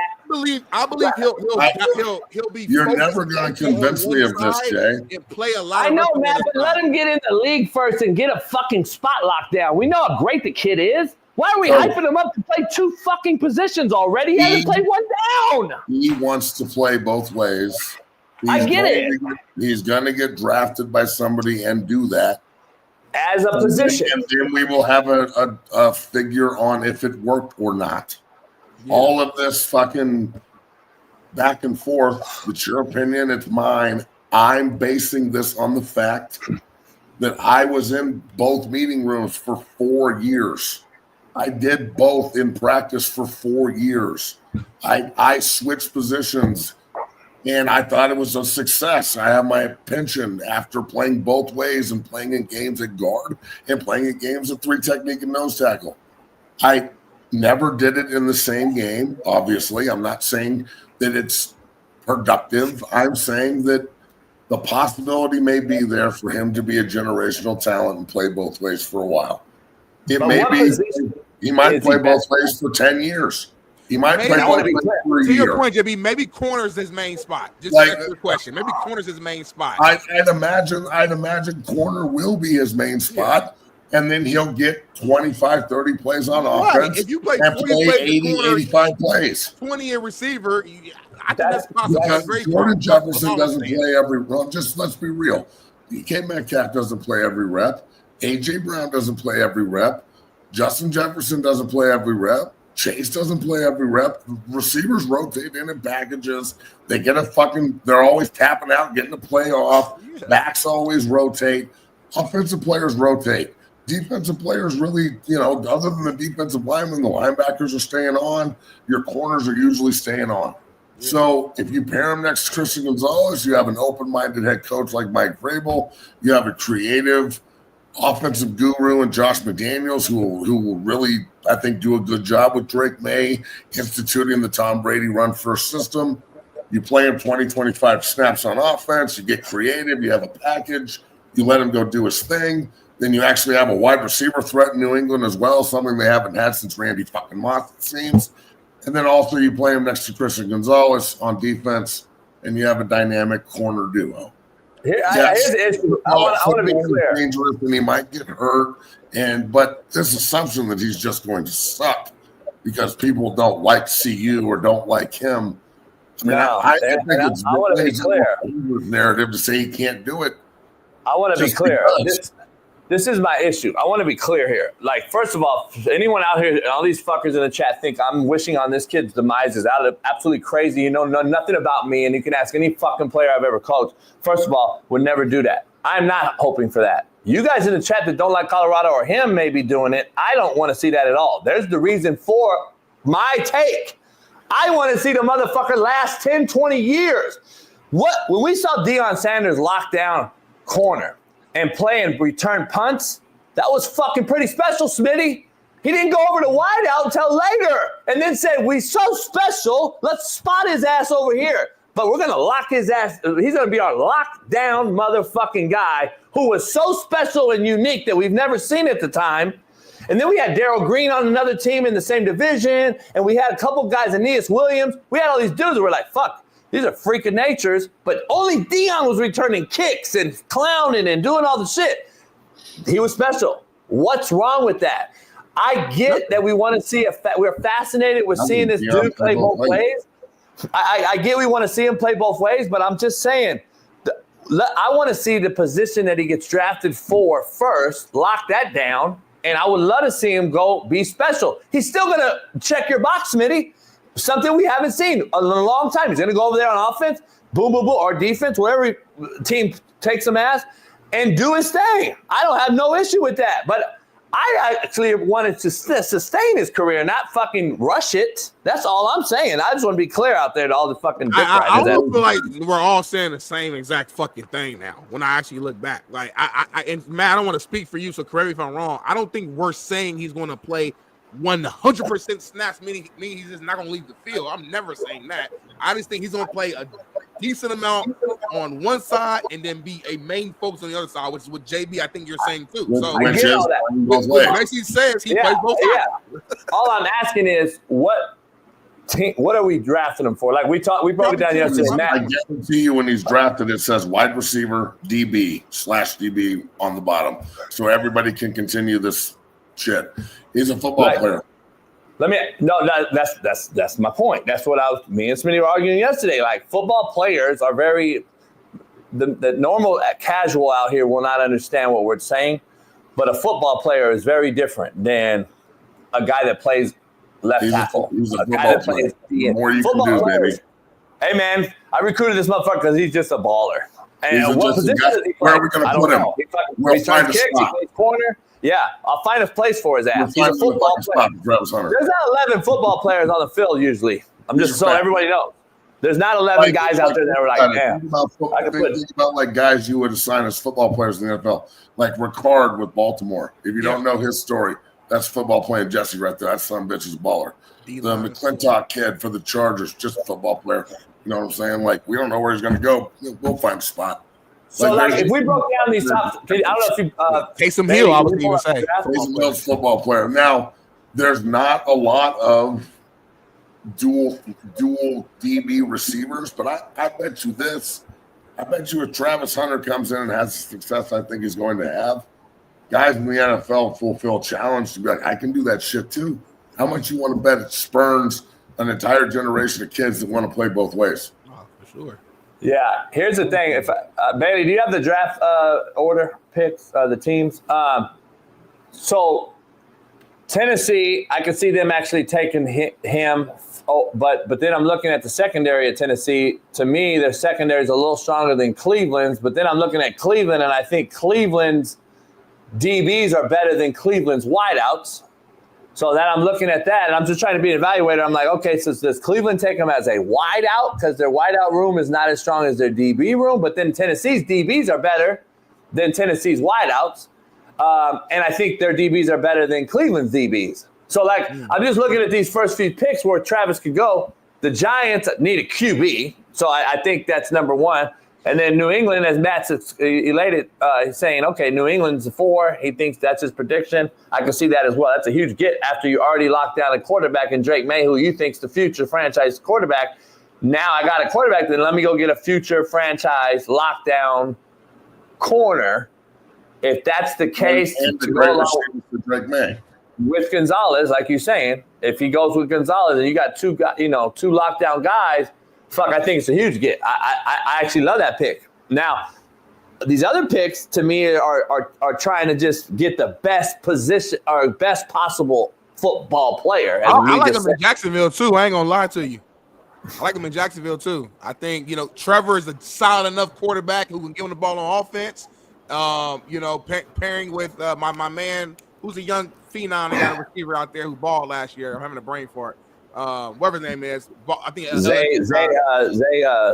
Brian Thomas. Brian Thomas, thank you, Bailey. Brian Thomas, put him up, and then go on defense and still do his thing. Like, I mean, I think Travis can play well at a lot of teams. I just say that, but there are a few teams, the Patriots, the Jags. For me personally, I think those two teams at 4 and 5, I think he would just excel at. So we'll see. Hey, all our questions will be answered here in a few months, and we'll fucking know. But let's move on to another topic though here soon. Unless you got something else, JB.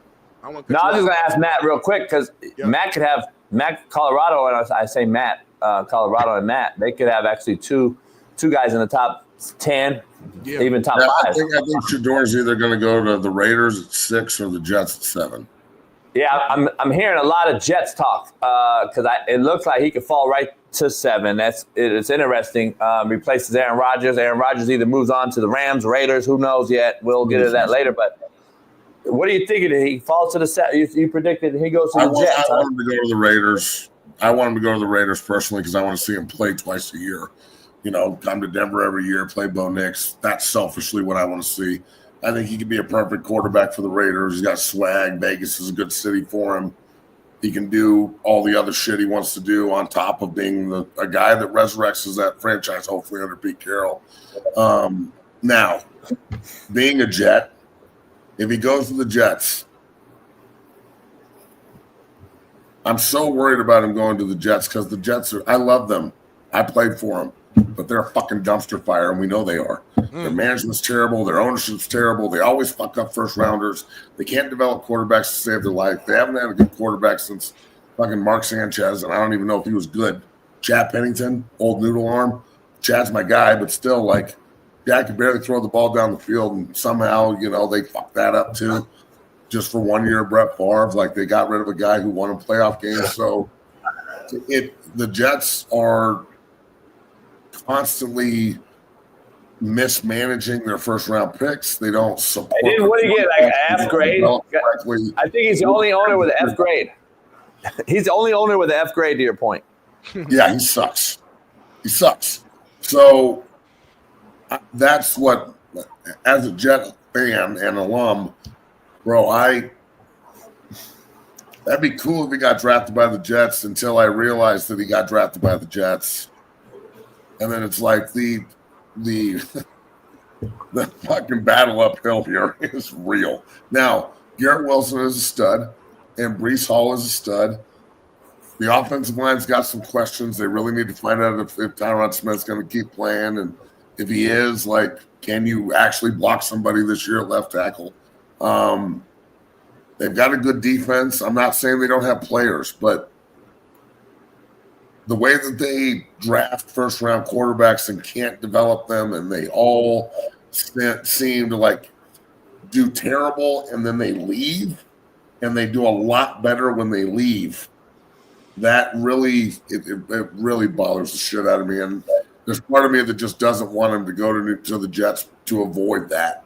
Just take Will Campbell or take the best left tackle and just start Tyrod Taylor for a year and get a quarterback next year. Hey, real quick before Smitty moves on with you, I got to ask you, what's your take on Abdul Carter with the stress fracture possibility? And do you think he drops, or is he solidified already as a top 5 pick and he's going to stay where he is regardless of the injury news or his camp saying that it's no biggie, he's going to still work at the pro day? Dr. Jesse Morse just left the show before you and said possibilities of things that we don't know is the issue for him or concern for him. Any concern as a former lineman yourself? Obviously, this guy's an edge guy or outside backer type guy.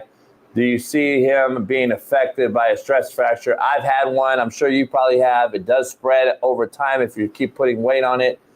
This kid needs his feet, obviously, lower extremities. Where are you at with Abdul Carter? You still think he's stuck in a solidified top 5, or is he going to fluctuate a little? No, he's probably the first defensive player off the board, maybe the number 1 pick. I mean, I agree. I agree. He's a fucking stud. He's got real bursts. He's got explosive tendencies. Now he's only got a year under his belt at the end. He was a second-level player, and they moved him down, and it obviously worked for him. So he's raw still, but his athletic ability is unbelievable. Yeah, you're concerned with stress fractures, but he's not Yao Ming. He's not playing basketball every night. I don't know if I would even work out at the pro day. I think everybody knows what they see on film with this kid. Again, football film is way more important than the underwear bullshit. So I don't care. I don't care if they run at the combine or not. The combine's a joke. Thank you. It's an absolute joke. Thank you. I agree. I think that this kid's special, and wherever he goes, as long as he continues on this trajectory and stays healthy, he's going to be a fucking great player. Yeah. I hope he's healthy. This is always something, as I do the NFL deep dive from security to medical is huge at the time, at this time of the year, right? They're going to do a deep dive, look into your 6th grade fucking math class and how you were with the teacher to your fucking credit card debt. I just think this is the deep dive that they're going to start saying, and we're going to also see shit being made up with no name attached to the accusation, as we've seen with the Marshall DN, who's also a freak, I think.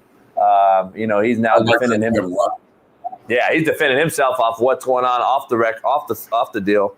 On Monday, you addressed the Shedeur not throwing issue, the rumors that he wasn't going to throw, he was only going to interview. Cam Ward's doing the same thing, it looks like. Ashton Genty. So Ashton Genty is going to interview. I think running back, quarterback is totally different. I just think running quarterback, you have to throw. That's just what we do. But running backs run. That's what they do. But we saw him run. I mean, I know what it is. Where you at with the interview process? Do you think the combine's done? Come on, I think the combine is a joke. The underwear Olympics are a joke. I mean, I understand if you want to see guys run around and whatnot, and you want to see how fluid they are. I get it. I understand what it's for. But the top players in the draft that know where they're going to go anyway and are slotted in the top 20 picks or whatever don't need to do this bullshit. Go do your interviews and go home. And I love how one guy can just interview and it's because you've seen him run. The other guy can interview and you're like, no, we need to see him throw.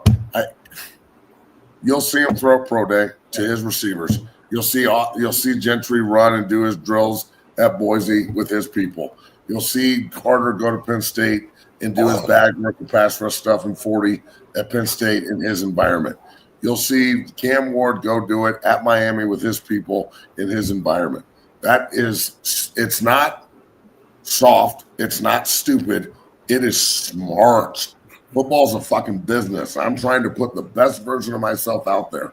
For all you people who think that, it's all about, let's go to the combine and what difference does it fucking make as long as it's getting done? The underwear Olympics are a joke. Period. So why do you see it so different at the combine versus pro day? What's the difference? I think pro day is ridiculous too, but if I'm going to have the option to do one or the other, if I'm a first-round pick, I'm taking the environment that I can control and because just it's comfortable. With my receivers, with my time, with all that. Because at the combine, you might be a quarterback playing with a receiver. The timing's off, the receiver's fucking up, or you're a receiver, you got a quarterback giving you bad balls, and it's making you look bad, and it's nothing you can't even control it. You know what I'm saying? So I agree with Matt on that. Smitty, you know what that's called?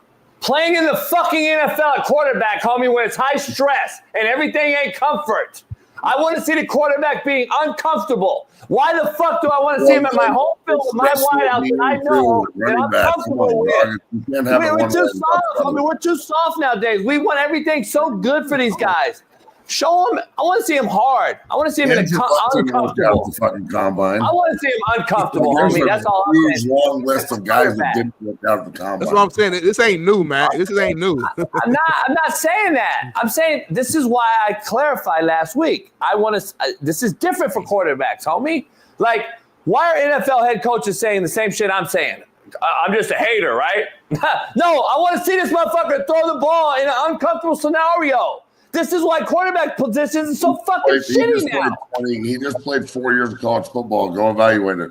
Thank you. That's my point. You acting like he was just comfortable. We know he's playing. He had one of the worst O-lines for fucking 2 years getting hit every fucking play. Like, we saw it in actual games with helmet and shoulder pads in the paint. Every time he got hit in the fucking mouth, he went and like won the game afterwards. So how is that not more showing your toughness and your hardness than the fucking combine with no pass, no D-line coming after you, no fucking O-line, no helmet? JB, the confusing part for me is it's like you're taking the combine and making that more important than the film. I can't. That don't make sense to me. Then don't have it. Then homie.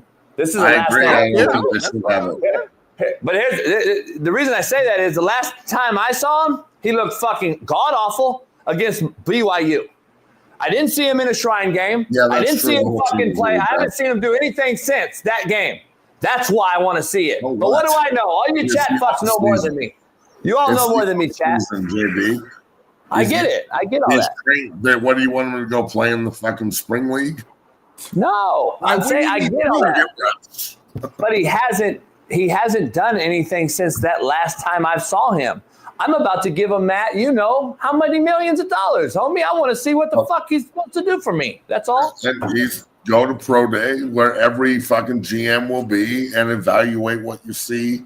And then the tape is more important than that. But Matt, you'll agree, running back, quarterback, O-line, whatever you want to say, you'll agree. Quarterback's just a different entity. It's a whole nother ballgame. That's why you and I both said NFL should have a separate cap. Like you and I've said this. NFL should have a separate salary cap for quarterback position. It's different, period. It's just a different deal. I want to see all these. I agree with you, but I think that you, of all people, would appreciate how fucking tough that son of a bitch is. And how many hits he takes, and how he's a leader, and all defend his swag. Comeback of wins. all people, I think you would like that more than anybody, and you don't. I don't get it. That's the thing I know. No. I know the the kid's tough attitude than anybody I know. This kid has pure swag and attitude. No, Matt, that's the part I get.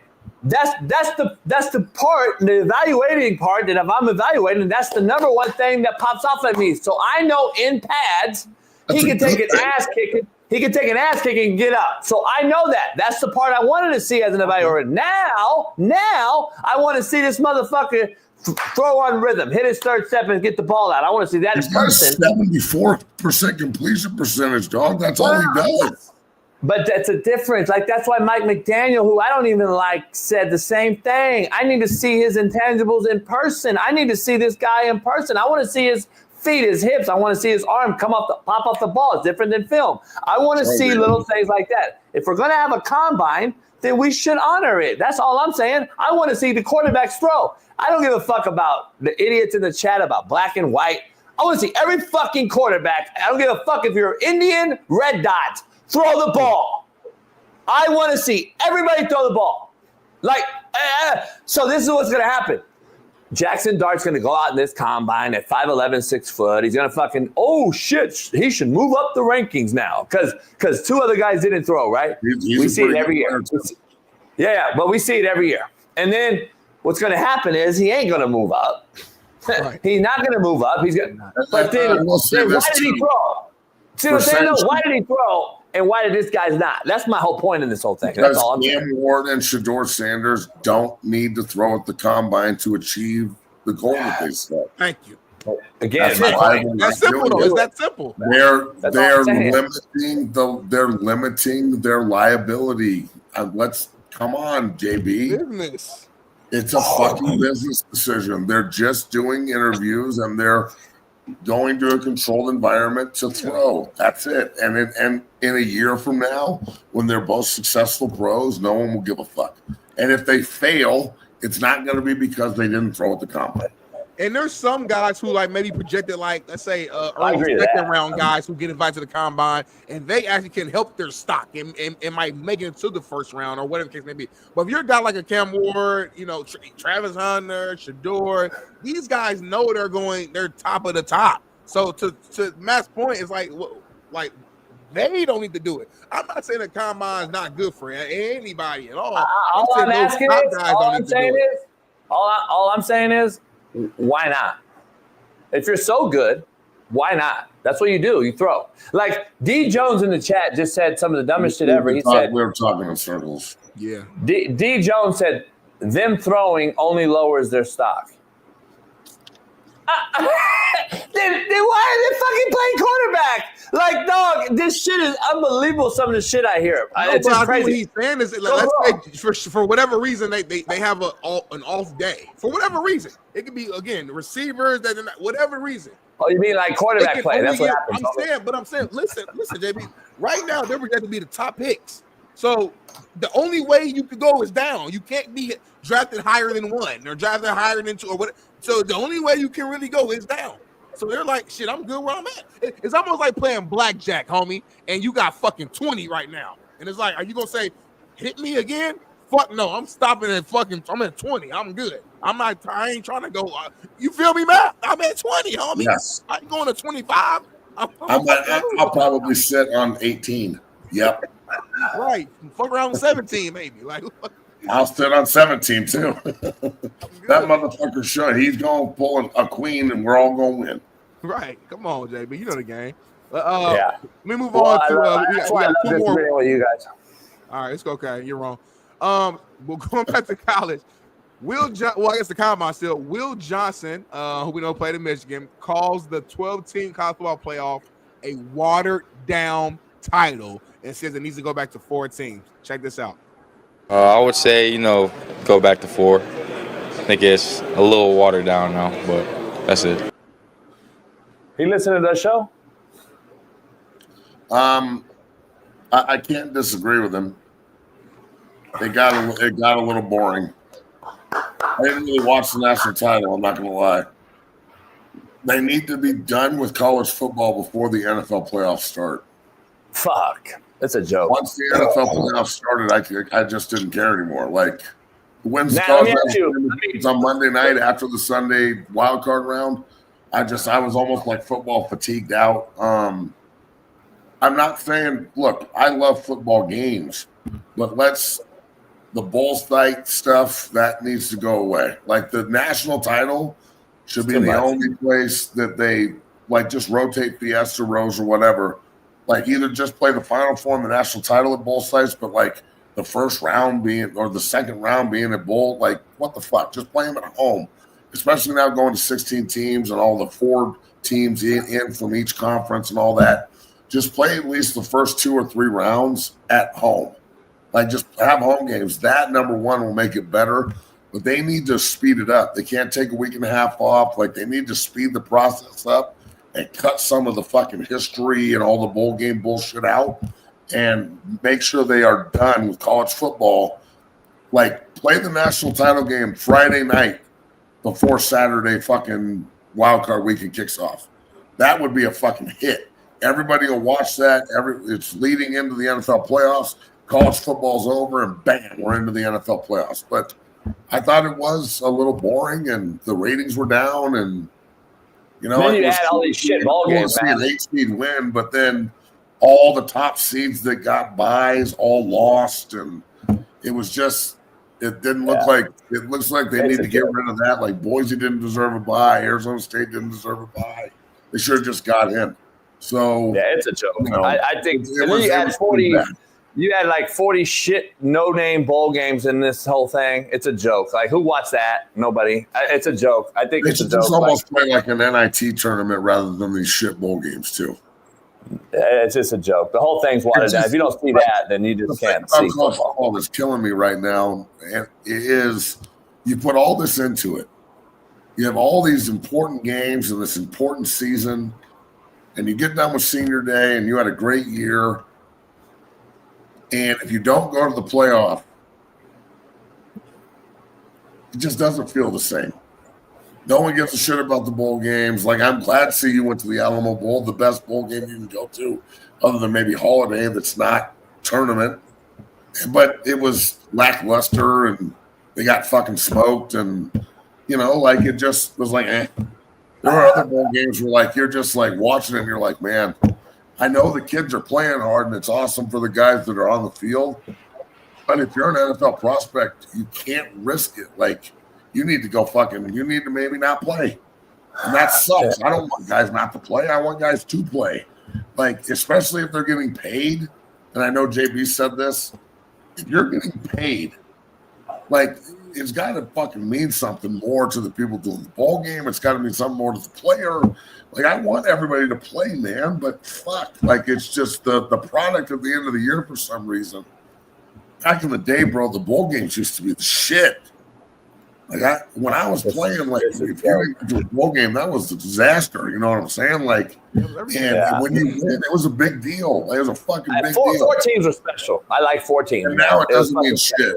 So, I don't think they're not going to reverse it, though. They're not going to go backwards. Yeah, but even when it was 4 teams, though, to Matt's larger point, all the other bowl games outside the 4 teams, people didn't care about. To me, once the playoffs started, in my opinion, that's when we slowly started to see the other bowl games, the value of them kind of started to dissipate, started to go away. So how about this? Here's a question. It's not that, though, Smitty. It's because you added 12 fucking team playoff.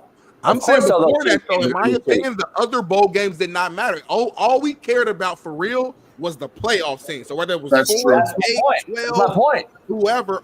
But I'm saying, fuck the 12. I'm saying even when it was only 4. When it was only 4 got in. I'm saying Wasn't this bad, though. If you weren't the 4 that got in, JB, is what I'm saying, we didn't give a fuck about it.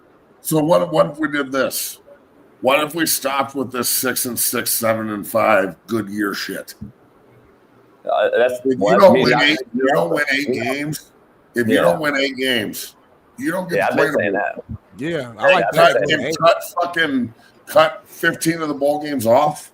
I like that. Just fucking, we're not playing in these fucking sorry ass games. If you don't win 8 games, you are not playing in a bowl game. So at least you have teams that are nationally ranked and they're selective, and there's not a huge saturation of just games against team like 6-6 Western Kentucky against 7-5 App State. Who gives a shit? No offense, but like you actually get like big bowl games, and if you're not in the playoff, you've maybe got 10 other games that are the top teams in the country that didn't get in, and like they're all playing each other.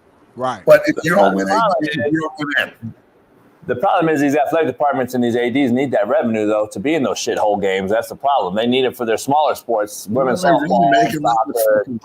Like, really? You never got is even a bad college football bowl game that much revenue off of TV? I mean, maybe I'm naive, but shit. Yeah, I mean, to their department, if you're an Akron or a Marshall that needs it, Marshall. That's true. That's a big fucking. Look, Marshall don't have enough to fill the team after their coach leaves, and then they got to get a replacement team to play them in a bowl game. It's all a shit show. It's a joke. It's a mockery at this point. Let me ask you a question. In a bowl game, winning games. Yeah. They were good, but I'm saying their coach left, remember, and all their players left, so they couldn't even play in the bowl game. He won the fucking conference, and they didn't even bring him back. That's ridiculous. Hey, so let me ask you a question before you get out of here today. I know you're going to do your show with Bailey later on. Matt, let me ask you, is this not just kind of rolling over and snowball effect into what we're seeing right now? 9 or more wins last season. So that's 15 bowl games. That would be pretty cool. I'm sorry. No, you're good. Is this not a snowball effect on what's happening in college football? By now we're seeing spring balls being eliminated every single day. So SC just dropped, Texas dropped, Nebraska's dropped, Ohio State's dropped. Ohio State, I look outside looking in, I said, okay, well, they just played a fucking season that ended in February. So, yeah, spring ball shouldn't happen because it's so fucking long, to your point. Why are we playing so fucking long? Still practicing. There's no game. They're still doing spring ball. They're not doing the spring game. Yeah. So they're going to practice spring ball and not have the game. Yeah. But they'll still have a spring game. They're not doing it in the shoe in front of fans. Because of tampering. Yeah, I know, tampering thing. But they're pushing their game. Their spring season is being pushed way back for Ohio State. Like they said, hey, you just ended the season in February. Like we got to push this thing, to your point. I want to see that shit pushed way up before the NFL playoff. You got to move the Army Navy game way up, and then you got to start this thing way sooner. That's all I'm saying, because there's no way the NFL and the college football wild card NFL college football bowl season should even come close to touching. Not in my opinion. I think it needs to be the separate. Army-Navy game anymore. They're in the same conference. Just make the Army-Navy game when they play each other in conference every fucking year. We don't need it to be the only standalone game of the year. It was cool, but again, every tradition in college football has been thrown out the fucking window, so why can't that one change too? Look, people aren't playing spring games because of tampering, period. So unless something happens with the tampering rules and they start fucking slamming the door on people that are tampering, which is rampant. Fucking rampant. Rampant. That's NCAA, Matt. Fucking stand up and drop your nuts, NCAA. Fucking power organization. We know It's this. a joke. Like, why the fuck are they not? Like, it's unbelievable to me. If you got to stop involved in anything, they're a bunch of absolute scumbags and chumps. If you work for the NCAA, you're a total bitch. Unless you got bills to pay and that was your opportunity. No, fuck we that. understand If that. you can go get another job, dog, go get a different job, you piece of shit. Are you gonna hire him, Matt? You gonna hire the fucking? I wouldn't hire anybody that works for that corrupt ass organization. It might be a new grad that just fucking got their foot in the door. NCAA, they're excited for first job back, fucking $50,000 a year, and you go enter. It's like if you work for the IRS, I ain't giving you a job either. You scumbag piece of shit. Man, what time your show coming on later on today, so all of our fans can go over and watch your show too? 1. You heard what he said. Tune in, Big Matt, Bailey. Matt, we appreciate you, my guy. Matt, love you. See you Monday. You too. See you Monday. You have a better day. You have the best day. Hey, man. Hey, I'm take a 2-minute commercial break. Hey, we do a quick 3-minute break before Super Bowl champion, my brother, my uncle, OG, Shaun Mother King, hops on the show to end the show with us. Quick 4-minute break. I'm going to take a piss, pay some bills. 3.5-minute break. We'll come right 5-minute break. We'll be right back.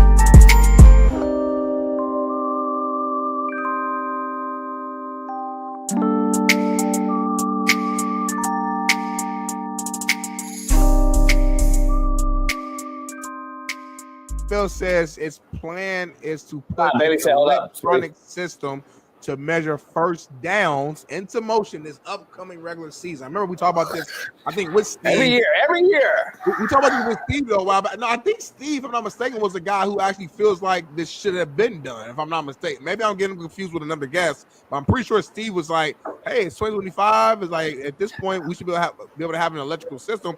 Because we had this last year during the AFC Championship game. Josh Allen gets that fucking first down on that quarterback sneak. He gets that first down on the quarterback sneak, and they probably we don't know that. We don't know yet. We do know that. We do know that. We No, do we know don't. that. We do know that. We do know that. Smitty, a Chinese robot just attacked a bitch in the crowd. I saw that, homie, and that's your boy Elon, who you love, who you're a fan of. That ain't Elon. That's Shim Chong Young and them. That ain't Elon, homie. That's Shim Chong Young and them. He sent them a technology, homie. Where'd they get the technology from, homie? Elon's not the technology guy. He's not the originator of all technology. You know, like this motherfucker's been sending cats to space and shit. Elon's took some other people's shit and ran with it, homie. Kim Jong-un and them did this. Here's the thing. Let's be real. So a fucking robot attacked a motherfucker in China, and we're thinking that this shit right here is going to get the first down right. They're still going to have the chain game as a backup option as well. They're not removing the chain game. What's going on, homie? Oh, shoot. Look at that shit. Oh, yeah, she's getting babies of cold, but look at that motherfucker. And he was hot, too, though. He was hot.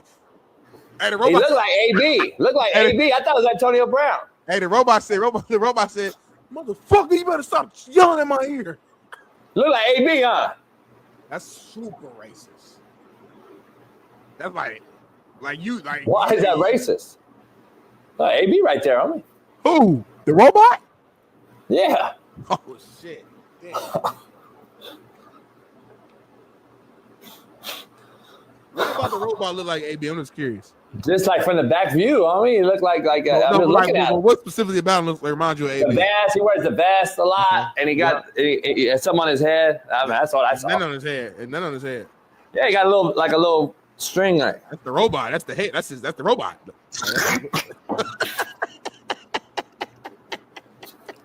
That's him. That's the robot head, homie? That's him, yeah.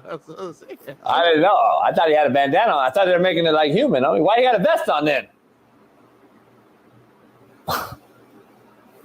This dude, my mind, Smitty, my brain sees things. My brain sees shit, and then I see it, and then you guys all see it, and then you say, "Damn, that motherfucker that really is AB." Like, you know what I'm saying? You'll see it in a couple of days. You'll be like, "Damn, JB said that's AB," and then Cameron and Mace will say it, and then no, he won't give us the fucking credit, and then Shaq will say it, and then everybody will come out 10 years from now and say, "Oh, JB said that first," and then some fucking nobody in the chat will come out and say, "Shaq said that shit." Moving on, man. Another big time topic right here, man. It's kind of moving to the NFL world. Well, I just want to finish up talking about your fucking marker, homie. That's just why are we so lazy in society now? We wonder why we're so lazy. This is why, homie. Go get the old white to hold the fucking sticks at the fucking on the sideline. He has no life anyway. If you take him out of Grandma Ma and them's house, he's going to die any fucking way. Put him on the sideline, give him his pension. He's already been in the NFL for 40 years. Let him hold the fucking marker. Why is this so hard? Then go get you a fucking competent fuck and NFL Roger Goodell. Pay your people. Pay the referees to not have to work at fucking Walmart and then come over and coach in the referee in the fucking NFL playoffs. How about you pay these motherfuckers full time? And maybe you could actually have a quality fucking product on the football field. But we endorse laziness. And this is what you get. Now we're going to use AI. And soon, Smitty, you won't have a referee out there. You're going to have just flags falling out off a drone. A drone's going to come and drop the flag. And then we're going to be like, what happened? The drone said you were your hat was across the line of scrimmage. 15-yard penalty, first down. And you're going to see a bunch of fucking AB-looking robots out there, homie. This shit is unbelievable, bro. Like, I'm tired of this shit, man. I actually like this stuff. I'm very close to being done with this shit, man. I like this, homie. I like the fact that they're finally moving on. You know, there's some areas that needs technology, and I think this is one of the areas because due to human error, there's been so many just mistakes or just close calls where we just don't know where this will solve the problem. You know what it is? You know what I'm witnessing? What? I'm scared for you guys. Oh. I'm very scared for you guys, man, your generation of people. The youngsters out there that think this TikTok era and generation is cool and it's advanced and it's scientific, advanced technology we've never seen and all this shit. When the robot breaks in your house and fucks your bitch, you guys are going to be fucking upset. When the robot come in and take your money and go to the fucking ATM and swipe your card, and you ain't got a shit to do. You can't do my motherfucking thing about it. And you've all seen iRobot. You better call Will Smith and them. You better ask why Will Smith lost Jada Pinkett to a robot, homie. I fucking truly believe it. Now, on a serious note, though, she was getting ran through way back by AI, homie, and fucking flipped the script.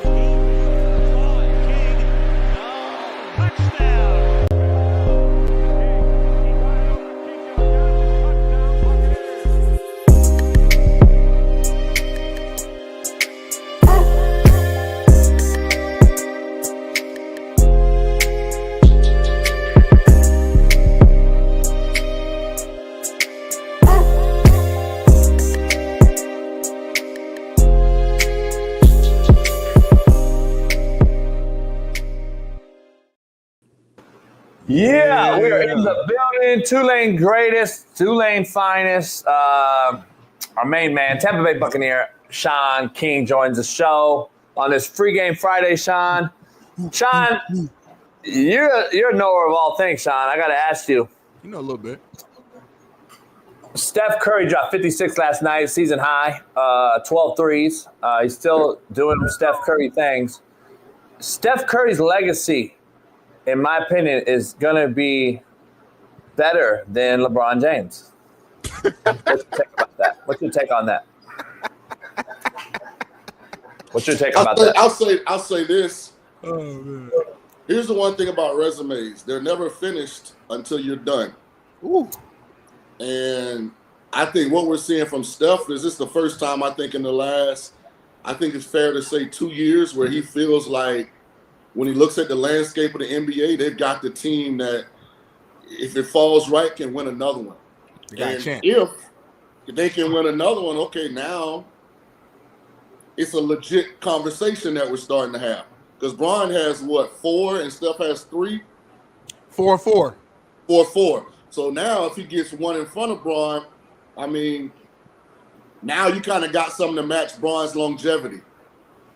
See, you guys skip over all the meats and potatoes. Like, see, Shaun and Smitty are all exactly the same. Exactly the same.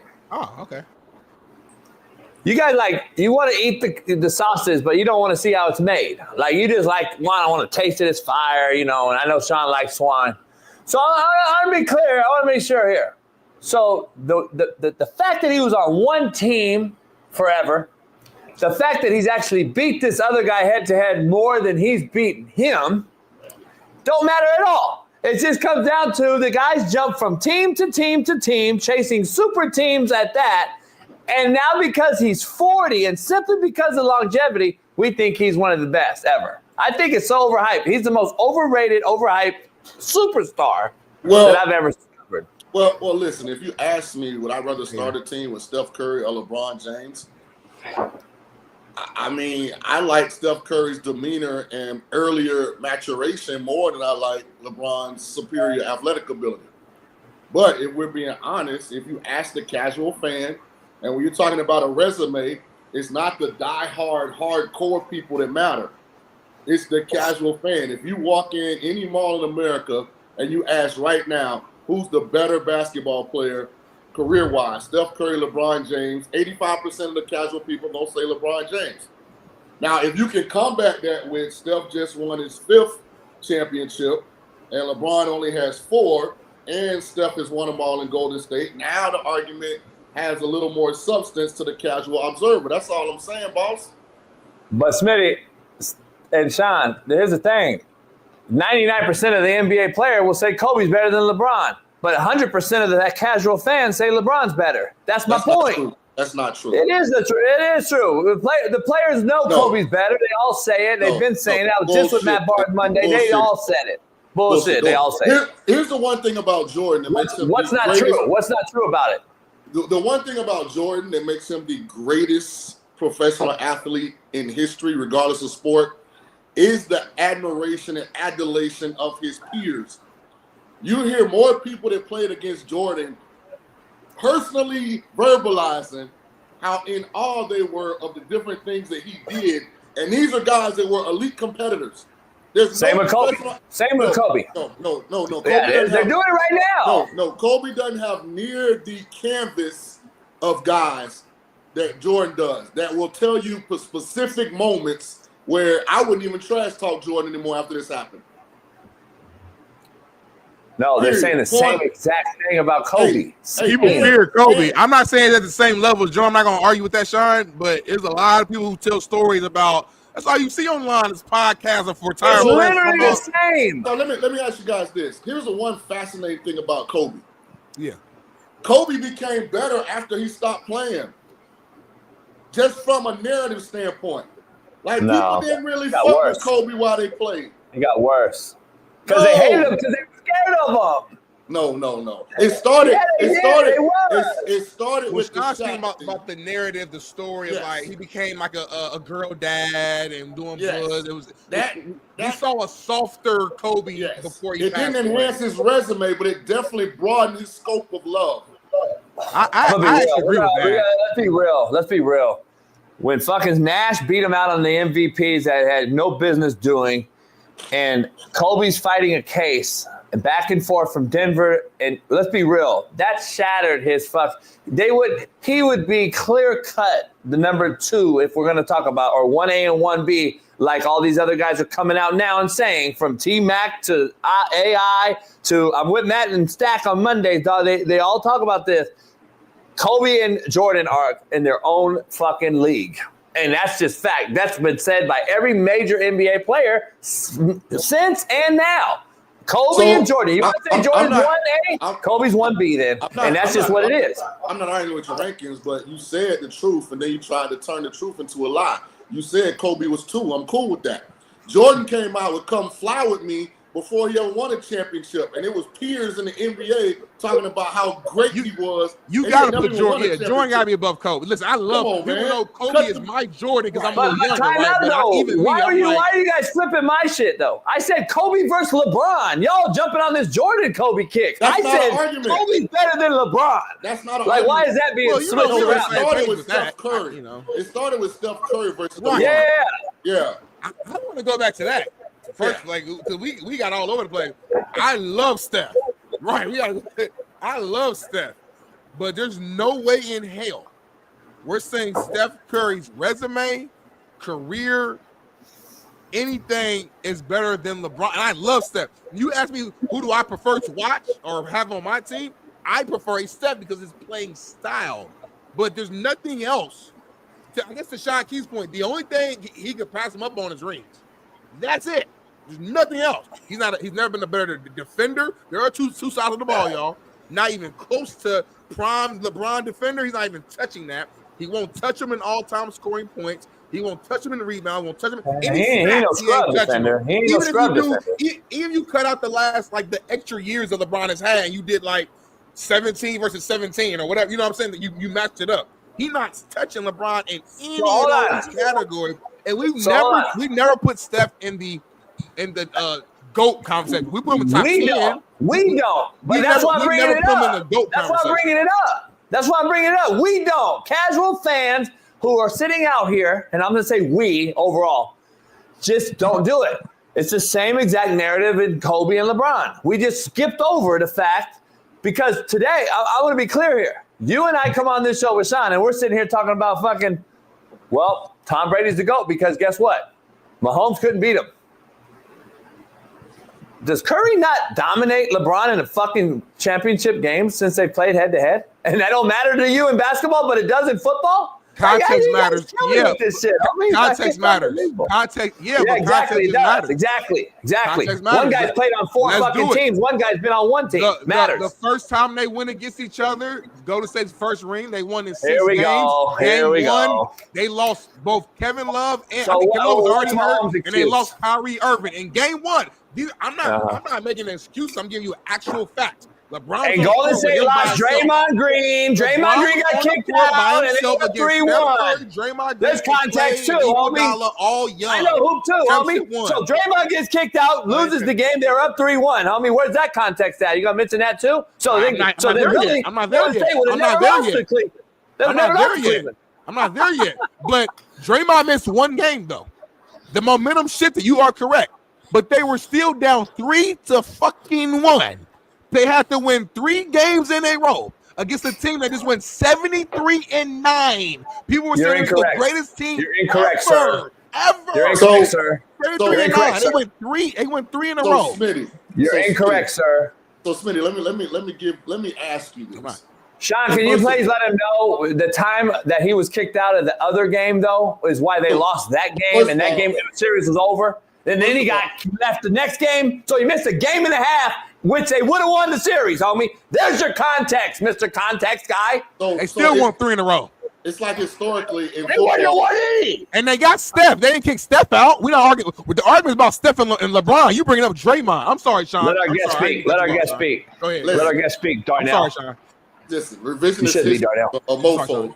Hey, they didn't lose because Draymond got suspended. They lost because Harrison Barnes is trash.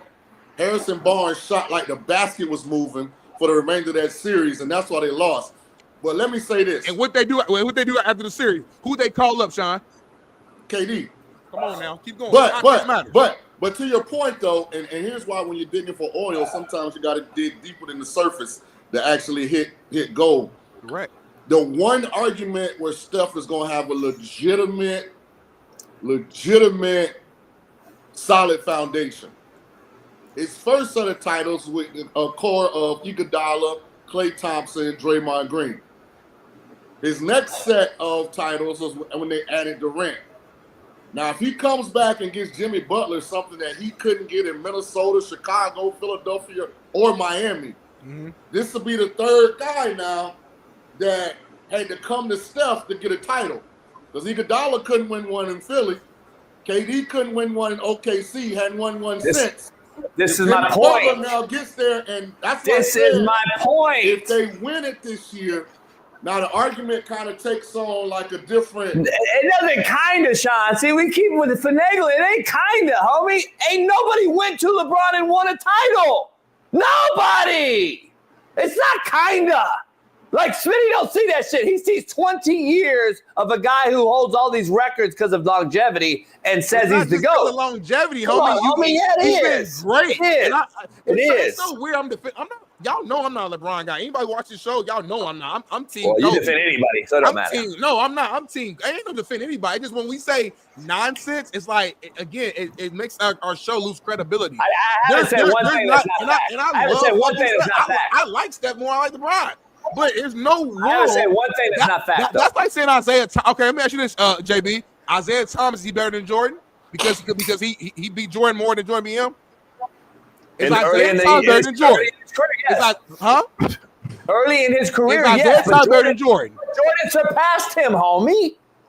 I mean, in everything. He surpassed him in rings. He surpassed him as a player. He surpassed him as everything. At the same time, all things equal. Just one more ring, and that makes him better than LeBron. No, they're not one more ring. LeBron's better than Steph in every other thing I listed. Every stat, defense, Sean, scoring. Let me ask you something. Everything. Sean, let's hit the youngster. One more ring, now he's better than LeBron. It's not Sean, that let's hit the youngster to some context. Let's hit the youngster, Sean. Please hit the youngster to some context. At the time Isaiah Thomas was beating the Bulls and Jordan's ass, everybody was on that same kick. Isaiah and the Pistons were dominant until Jordan got over the hump and beat Isaiah. Is when the conversations finally started to change, and then he surpassed him in rings and became Michael Jordan. Isaiah was old as hell at that time. They were banged up. Yes, Isaiah was considered that when Shaun and I were young, when the Pistons were running through that ass. Yes, it was widely known as Isaiah Thomas and the Pistons were the team to beat. Called Jordan Jesus and sneakers, homie. Isaiah wasn't better than Jordan. He had a better fucking team, homie. I know my history too, homie. Isaiah was never fucking better than Jordan. He had a better team. You was changing your draws on YouTube, homie. You don't know shit, youngster. Crazy. Ask any real hooper for real that was Isaiah better than Jordan. They're gonna tell you no. Hell no. He had a better squad at that exact time. Stop, homie. I know basketball I got better stats and I got better hoop stats in high school than he do. Too, homie. JB like that one friend. We go and squabble with some cats from another neighborhood. All we gonna do is fight. And JB want to rob an old lady on the way there and stick up the gas store on the way back. Like, can you sit in the car and let's just go squabble? Oh, golly. Isaiah better than Jordan. You killing my argument. But no, I didn't say that. I did not say that. See, you got micro thinking. Early in his career, he was. You said that. Early in his career. That's what I'm talking about. Listen, we're comparing the two right now, and they've been head-to-head to this point. And LeBron has played longer. I would agree. All I'm saying is, at that point, right now, at the same point, they've played each other in multiple finals, and Curry has more head-to-head against the other guy. Here's what matters. Hey, Smitty. Fucking Kevin Durant on their team and Steph Curry. Kevin Durant was a 2-time Finals MVP with Steph Curry on his team. Kevin Durant was the best player on the team with Steph Curry. Why does Smitty always bring up KD? Why does he always bring up KD, Sean? Why does he always bring up KD? You're saying head-to-heads. Two of those rings of them being head-to-head against LeBron. What did KD win before? What did KD win before, and what did he win after Curry, homie? Can you answer that question? Because Curry, did he not win one before and after Curry? Am I tripping? We're talking about head-to-head, homie.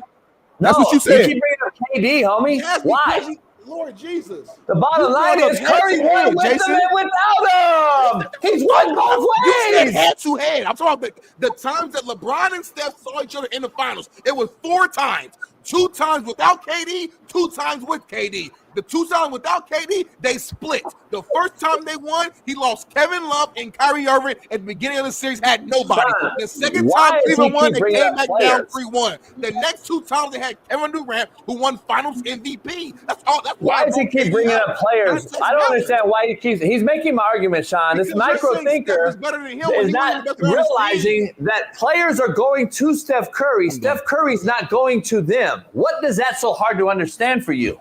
I think so we're gonna mention Bosh and Wade and everybody too on those championships, homie? Are we gonna mention that he got swept by San Antonio, Dallas with a super team twice? And we're gonna mention that? Are we gonna mention that he left those teams and now went back to Cleveland and now he's back in LA and the same guy Steph Curry's doing the same shit? Question for you: who was the best player in all of LeBron's Finals wins?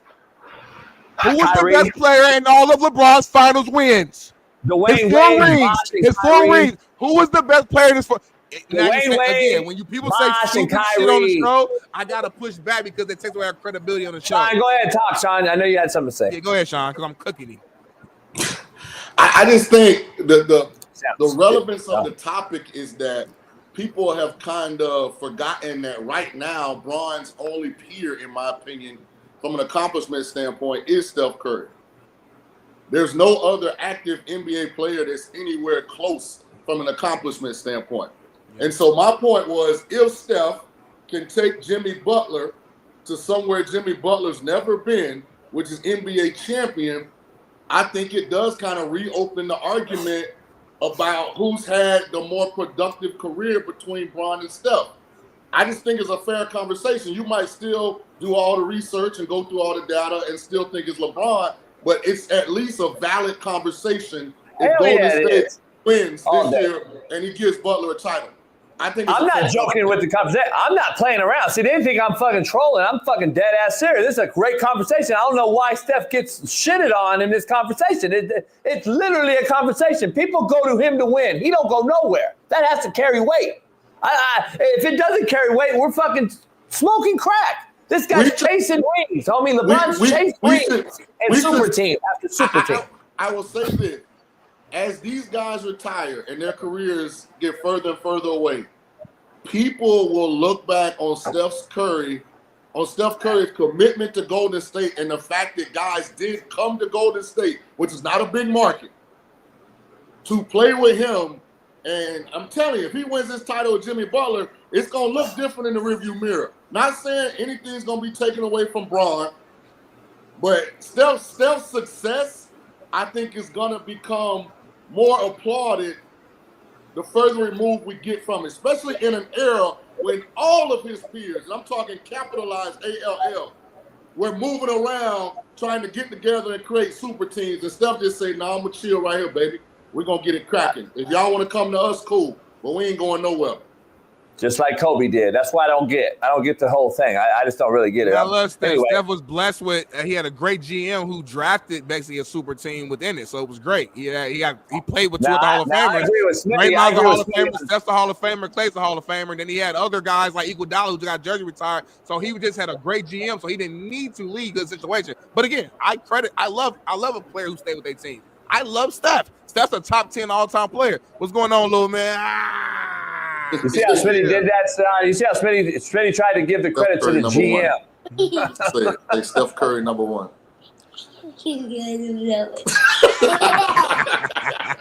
He blamed Steph Curry, Shaun, for getting drafted as a little 115-pound soaking wet kid. He's blaming Curry for being drafted and now giving the credit to the GM. He's giving the credit to the GM. Micro thinking like a motherfucker. It's unbelievable. Macro thinking. Holy shit. JB, you go here and just say statements right here, and want us to boy. just keep going and He's keep talking going. about me trolling. This motherfucker if crazy. you over talk, then it helps your argument go further. What I'm saying is I'm adding context to the situation. He's on a great team with a great GM who drafted 3 Hall of Famers, including himself. Draymond's a Hall of Famer, Clay and Steph a Hall of Famer. Is that not true? He said Iguodala got his jersey retired, so. You know how many Cleveland Cavaliers got their shit retired? Lord Jesus. Hey, let's say this. You don't listen. You don't listen. No, you don't talk right. First of all, has Steve Kerr been the head coach for all of Curry's rings? Yes. Okay, Yeah. they've had multiple GMs, but Steve has been there. They fired Mark on the team that he built, and they fucking hired Kerr. Hey, let me say this about Iguodala, because this should be the poster child for current athletes. If you just do right and give it all you got, and make sure you endure yourself to the people in the building, they will show you mad love. Because if you look at Iguodala's career stats as a Golden State Warrior, there ain't nowhere in God's green earth. My point, Shaun, that's my point. That's my point. Let me ask you that. We're going to stay on this. Same thing in Cleveland. 10 points a game. And I'm glad you're looking at stats right now because we can bring up stats to the conversations for other stuff too. But let me ask you this: did you guys during that era? I'm not trying to be an asshole. Were you guys actually watching Golden State like during that run? I'm just curious. Yeah, of course I did because the Lakers were shitty. So, because also, if you check out Draymond's stats too, if you want to pull that up, Shaun, his stats look horrible too, right? But if you actually watch the games and watch those teams and look at the impact that those guys had on those teams, you'll understand how important Andre Iguodala was, which is why he won Finals MVP their first run on the same team with Steph Curry. So the stats don't tell the full picture, homie, when it comes to Iguodala, Draymond, some of those guys. That's all I'm going to say about that. You're missing my point. He misses all the points, homie. My point was to these younger athletes that want to be assholes and dicks, the people in the building that want to have this sense of entitlement. Like, if you just be a good person inside the building and work your butt off, they will show you so much love. That was the point, Mr. Analytics Smitty. You brought the numbers in the analytics, and I'm glad you brought up numbers too. Because I want to go back to the Steph thing. It's like we forget about how his career started. His first 4 years, he was a decent player, but we didn't get. Steph had ankle injuries. We know Steph didn't become an all-star until 2013, 2014. So it's like, again, when we're talking about careers, we're comparing careers. Everything matters. We can't pick and choose the years that sound good. LeBron out the gate was amazing. Out the gate, led a very average Cavs team to the NBA Finals. Ran through the new version of the bad boy Detroit Pistons. Took them out. Went to the Finals. Obviously got swept because his team was nowhere near as great as the Spurs, but did that as a youngin. That's fucking 23, 24 years. He might have been 23. I'm not even sure how old he was. He was a baby. My point is, you put full careers. I love Steph. When LeBron, Steph is not touching LeBron, y'all. Listen, Smitty, when LeBron was doing that, Steph Curry was in an oversized Davidson basketball jersey, taking them to the Final Four. And we will rename the show the Darnell Smith Show with Coach JB if you can name anybody on Steph Curry's Davidson team that went to the Final Four. I don't, because we don't care about college basketball like that. But I do remember the run that he had. LeBron went and watched him play at Davidson actually in the crowd. So my point being, at that age, Steph was still in college. Yeah. Right. LeBron went straight from high school. Okay. Right, so I'm saying that's even more impressive. Like, to me, I know it is. Physically, he was much more advanced at that point. But I'm saying we're not comparing apples to apples. Steph was doing it where he was. You got to be great where your feet are. He took a Davidson team that you cannot name one other person from. I'm not the college basketball guy, so yeah, you can't name me. And it's college, it don't matter for me. At the end of the day, what you're telling me, Steph at 18 was amazing where his feet was, which was at college. Absolutely. LeBron at 18 was amazing where his feet was, which was the NBA. And we're saying that Steph Curry, if he gets one more ring, that's the difference. Because, okay, get everything else. See, here's why you should never go on trial, because they're going to lock your ass up. Here's what we're saying. I'm cooking y'all right now. Bron had chances to win championships when Steph was still at Davidson. Steph got in the league after LeBron from a time standpoint, age, right? And he still has as many championships as Bron, who's played longer, more years. So my point is, if he gets another one in a shorter period of time with 3 different superstars who've not won a championship without him, the conversation is legit. It's already legit, but that's even more legit. And this is the reason why I have Kobe in such high regard. He had to come out, not right out of high school, same argument as Smitty, and not play it right away like Jordan was doing at Chicago. This is why I give Kobe so much more credit. It was 2 different eras, 2 different different travels or paths traveled, and that is why people don't really break that down. I look at it both ways. The same with Steph and LeBron. The same thing. 2 different paths traveled, though. Paths, but not as long, though. He hasn't been in the league the same as fucking LeBron. No, I'm talking about he was playing when he. I'm saying when the careers end. Not what I'm saying is when the careers end. At the end of the day, however many years you played, how many years I played, then we have to say, all right, now I rank 1A, 1B. That's all I've been saying. But enough basketball. We saw it. We saw a great display last night, 56 points.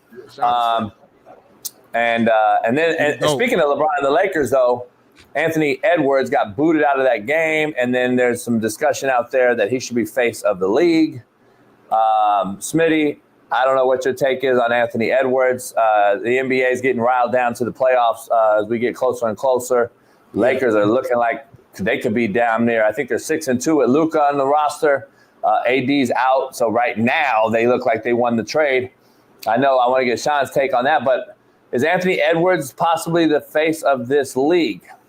No, not right now at all. I'm sorry, Shaun. You want to go first? You go first.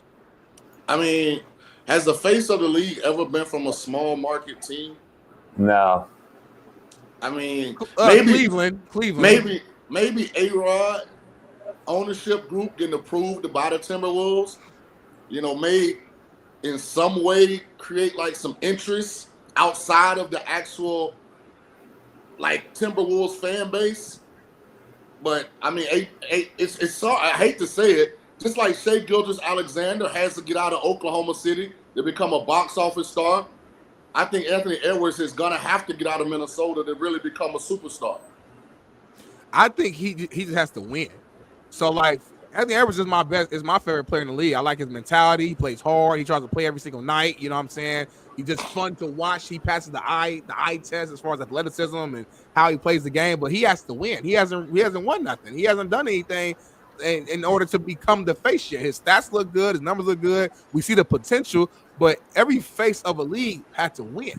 So if there's anybody that we're gonna talk about the new face of the league, it would have to be like a Jason Tatum, who I know the name ain't sexy, and we don't like to say that, but you look at his success that he's had in a young career. He has a ring. You look at the numbers, the all pros, the all stars, all the stuff. You would have to go that route, but he doesn't have the personality, right? You know what I'm saying? So he's kind of boring. He doesn't have that appeal that you want as a fan. So for me, Anthony Edwards, if he's able to make it and win a championship, I think at that point he could become the face. But I don't know if you guys saw, he said, they asked him about this the other day. He said he don't want to be the face. He don't even want to be the face of the league. He don't want the I guess what all comes with that. And it was a video, I should have sent it to Bailey. LeBron was talking about it last night post game. He was like, I feel him. He said every media outlet they use the face of the league and they talk down about him. And they Anthony Edwards is a first class troll. He says stuff on purpose to create and generate clicks because he plays in Minnesota. No offense to Minnesota. I've been there in the summer. That Edina area is beautiful. But outside of Minnesota, it's not a whole lot of interest for Minnesota-based professional teams. It just isn't. That's just the reality of it. As big as KG was as a Timberwolf, he was much bigger as a Celtic, even before they won the NBA championship. Like, it's the reality of it.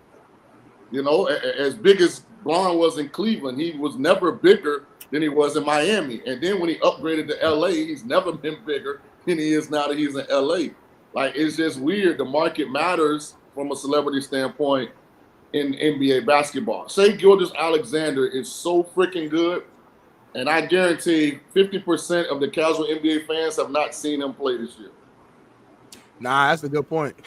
That's a good point for sure. Nah, yeah. You know, just when you look at TNT and it says Oklahoma City versus Indiana, it just don't get you as riled up as when it says Boston versus New York. Now I got a question. Out of all the teams in the NBA, what made you specifically use Indiana? I'm just curious.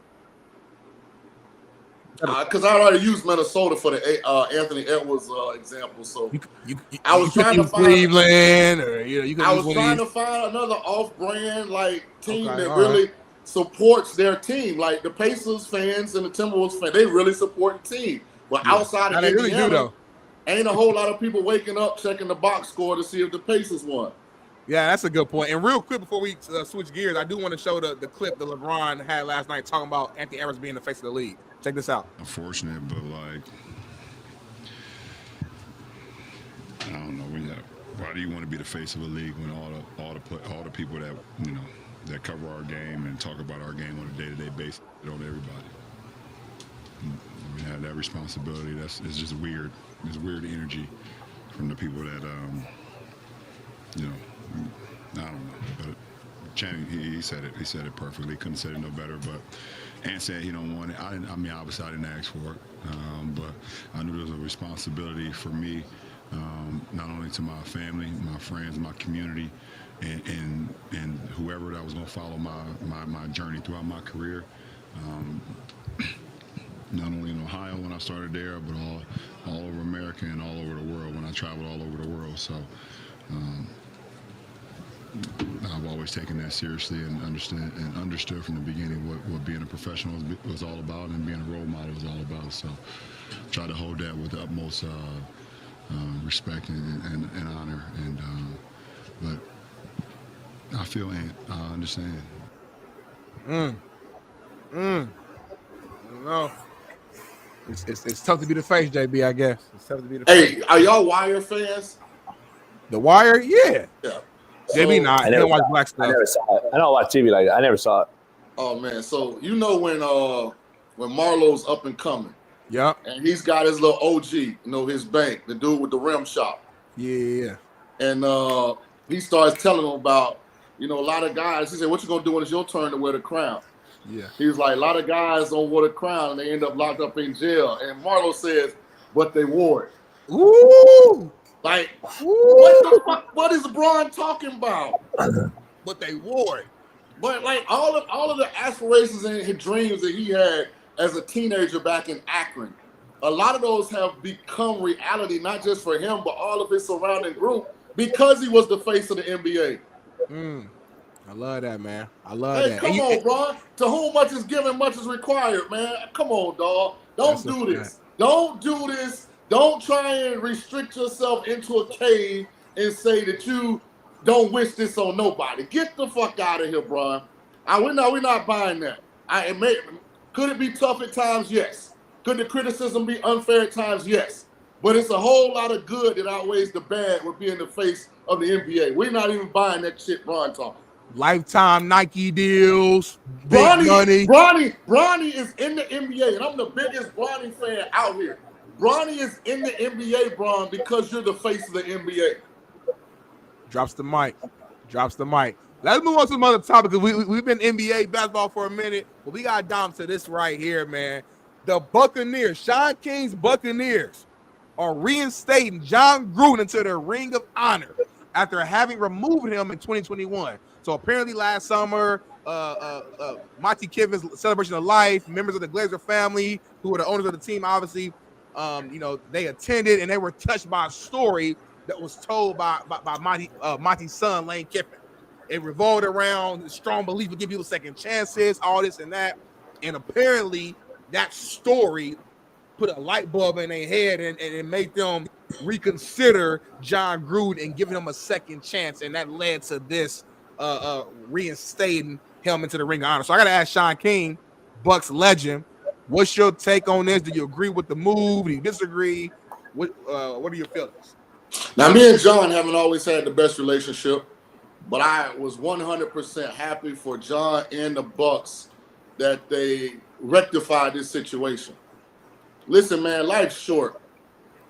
You know, I didn't know the guy personally, but one of the things that, like, I look on when it comes to sports, like, why did the Major League Baseball wait till Pete Rose die to now I know they're going to put him in the Hall of Fame? You know what I mean? Like, always. John is in the Bucks Ring of Honor. I mean, everybody grown. I mean, he should be able to voice his opinion. If he dislikes something, if he feel a certain way, the Glazer family should be able to voice their opinion. If they like something or dislike something, and everybody should be able to just accept how each other thinks, feels, and then move forward. So I'm super happy that they fixed this. John is an integral part of the history of the Tampa Bay Buccaneers. Yeah. He deserved to be in the Ring of Honor, just like Tony Dungy deserved to be in the Ring of Honor. And so I'm glad he was reinstated. Salute to the Glazer boys, you know, for showing the maturity, you know, to be able to. Shout out to Lane and Monty. Lane Kiffin's speech about Monty is what kind of got him in there. It's so easy to have a lifelong grudge with somebody, and it's so easier to just be like, okay, let's apologize and let's move on. And I'm glad will he ever coach again, in your opinion?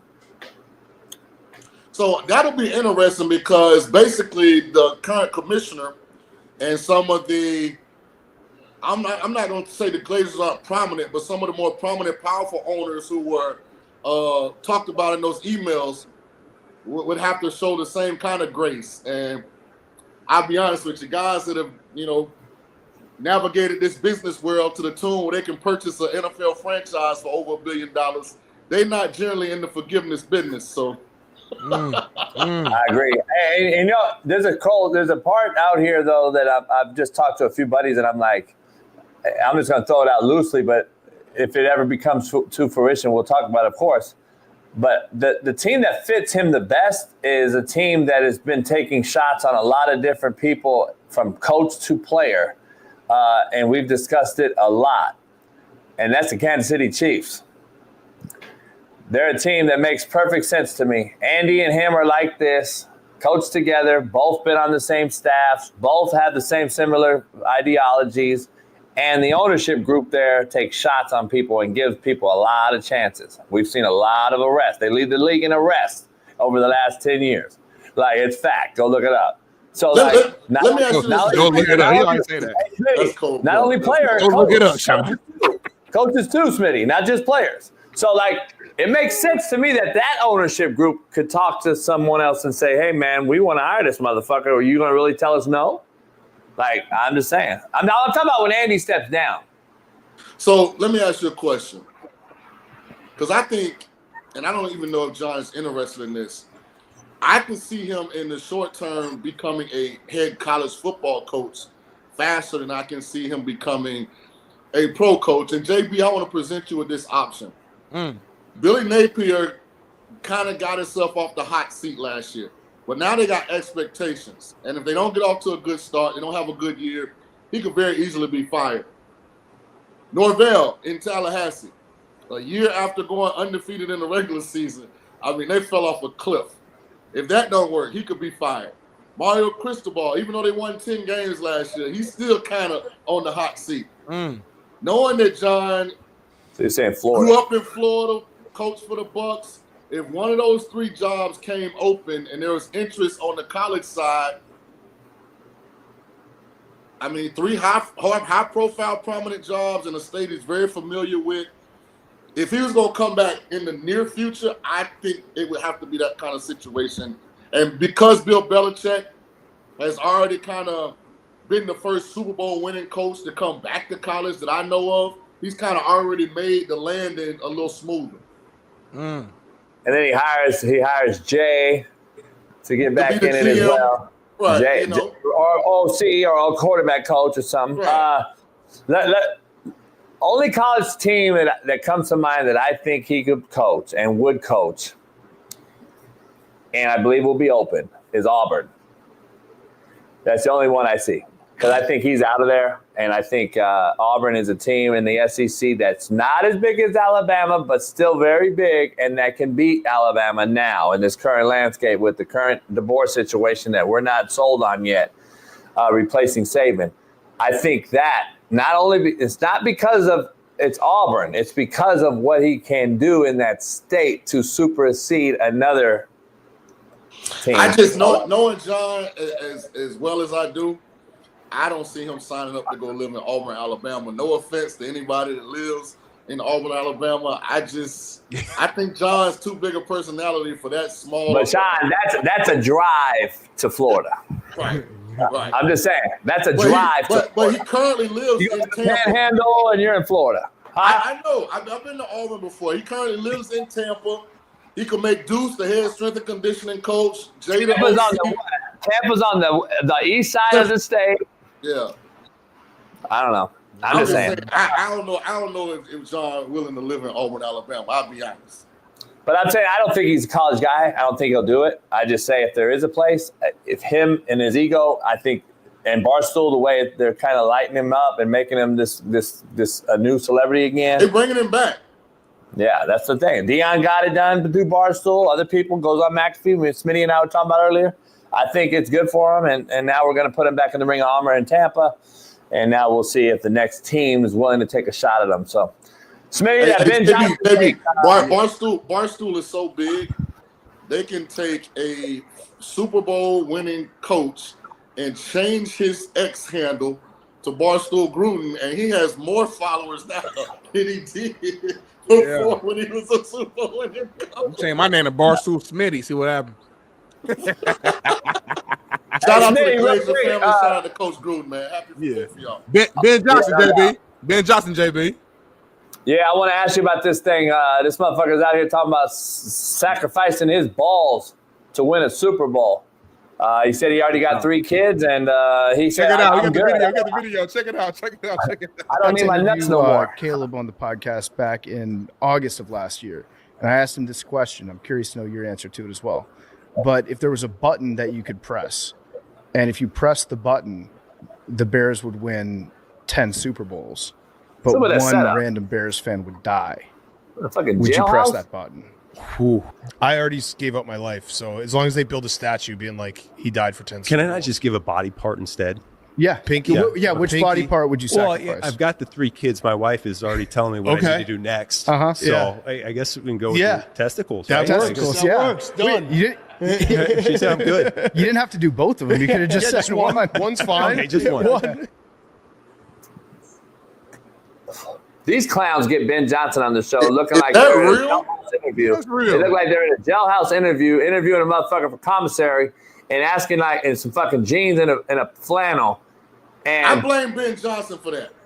Because he didn't have to do that, did he, Shaun? He didn't have to do that, did he? As a sitting head coach, there's only 32 of these companies in the world. That's crazy. If I walk into somewhere and that's the setup for the interview, and one of the dudes look like he's stoned, high as a kite, he laid back with his phone, he texting in the middle of the interview, like, nah, but check this dude out. He on his phone with the hat and the porn mustache. Like, come on, man. Is that carpet? Is that a floor with oil on it? You're in what a is hotel. It looks like they're in a hotel in like an empty room or something. Like, no, that look like one of them hotels where the doors open directly outside. Like, motel. No, I don't know what was traveling or something, because like their setup usually isn't like this. Pardon my take, I don't listen to it, but I do know it is one of the bigger podcasts out there. I'm not talking about none of that. I'm just talking about if I'm the head coach, we got to do this later. We'll get this set up so it look right. Especially I'm talking about getting rid of my balls. Come on, man. He had to say that, though. They didn't ask him that. They asked him, like, Yeah, exactly. Exactly my point. You know I'm going with this? You know and I'm going with this? I think he was talking about getting snipped, not like removing, like physically his ball. I think he was talking about getting snipped. Why would you even bring up balls? That's the whole question I got. There's the reason. Well, he did preface it with, I got 3 kids. We don't want any more. That's what I'm saying. But he gave him outs. Like Smitty said, he gave him outs. He said pinky toe ring, big toe, ear. I mean, to me, the mature comeback was, listen, you don't have to do any of that to win a championship. All you got to do is evaluate at a high level, create the right culture, Smitty, play mistake-free football. I would have kept it real coach speak. I think if you go on that podcast, you know the vibe. It's almost like you come on JB Show Big Smitty, you know we about to say some bullshit. So it's like, but we keep it real with guests though. We're gonna be real and ask real questions. We're not gonna ask no dumbass shit like that. Unless we're fucking around with our homie. Unless we're fucking around with our homie. Unless he's closer to us and we're fucking around with him. Here's the thing, though. Let me get to this part. Please don't say what you're about to say. All right. Shaun, would you want to play for a ballless head coach? That's the part that's just yelling at me. That's the part that's screaming at me right now. We already got a ballless quarterback. Now I got to go with a ballless head coach? Like, this is the era we're dealing with in football, homie. This is the generation. Hey, listen, Ben Johnson screams Mike McDaniel to me, just in a different package. All day. I've been saying the same shit, Shaun. Thank you, God. I've been saying the same shit. Mike McDaniel to me, dog. Saying the same shit. He screams Mike McDaniel. If that's true, Chicago will have an improved season then. Because with a low ceiling, though, ain't no 18-foot ceilings in that house. Right. I'm saying we may not like Mike McDaniel and all that stuff, but when Tua is healthy with Mike McDaniel, they're a playoff team, which is great for Dolphins. Hey, Shaun, this motherfucker screams. He screams Mike McDaniel. He screams motherfucking Kevin O'Connell. He screams fucking Duval. He screams that motherfucker. He screams the GM that just got hired. He screams at the motherfucker, what's his name? The 30-year-old Excel spreadsheet guy that Jacksonville just hired as a GM. Cohen. Oh, yeah, I know you're talking about that. No, I'm talking about the GM. I'm talking about the GM. Dog, this shit is unbelievable, man. James Gladstone. Hey, we got a good conversation going, and you got to just throw it all the way off the rails by adding Kevin O'Connell in. Kevin O'Connell is off the Sean McVay tree. Them some real dudes. Right. Like, don't put him in the Mike McDaniel, Ben Johnson category. We went through every coach the other day, and I was like, all right, which coach would you consider like a serious coach and all that? And I proved to him wrong. I said, bro, you're over-exaggerating the weird, soft coaches in the league. There's 7 coaches, still serious coaches. 7. It was 7 that was like Shaun. 7 out of 32 on your Shaun. side. It was 7 on your side that you would consider soft. No, the other 20 something, the other 25 Stop. was all hard-nosed, serious coaches who we respect. Shaun and I can name the 7 hard nose on one hand right now. If we put up all 32 NFL coaches right now, majority of the coaches are guys who are serious guys who we respect. Not. Yes, they are. No, majority. Yes, they are. I think it's more than 7 now. I think it's more than 7 now. I don't think so. But anyway, we can put a list up Monday and do it, maybe. Yeah. Shaun, off the top of my head, I would go Andy Reid, Pete Carroll, both Harbaughs, Mike Tomlin. Same as mine. Same list as mine. Nick Sirianni. I put McVay in there. You got to put Sirianni in there. I put McVay in there, and I put I even put Shanahan's overrated ass in there. O'Connell then, McVay. Todd Bowles. Todd Bowles. We said Todd Bowles. I just didn't say Mike Vrabel now. But remember though, I think it's more there's two guys. There's 2 guys on that list you just added that just got hired a month ago. Pete Carroll and Vrabel. They hired. They don't matter. You put Sirianni, and you put Sirianni up there now that he won it. Does that? Smitty did. Yeah. I'm saying Sirianni ain't. You can have your opinion on him, but he ain't like soft. I don't think Sirianni about he's just soft and just a pushover. Dan Quinn, Shaun. Dan Quinn, dog. Yeah. But the guys that got the 2 guys that just added back in. My boy for the Jets, Vrabel and Pete. The brother. Yeah, he got a Are we talking good coach, or are we talking just like guys who are serious coaches? I'm talking about both. You got to be a good coach. Oh, you got to be both. I don't know if you're good or not. I don't. D'Amico Ryans is still showing me that he's still a little young and still kind of being like a player's coach. Two division titles, 2 playoff appearances in his first 2 years. I didn't say not a good coach. I didn't say not a good coach. I didn't say not a good coach. I'm just saying, like, I want to see take the next step. That's all I'm saying. You just don't like black coaches. That's all. Thank you. I'm so glad, Shaun. I'm on the same page, lady. We're starting to slowly. Just, you know what I mean? Get on the same page, man. But let's go to our final 7, man, before we leave. Hell yeah or hell no. Brought to you by Bet US, man. I'm going to get it kicked off right now. Hell yeah or hell no. Abdul Carter will be the #1 overall pick.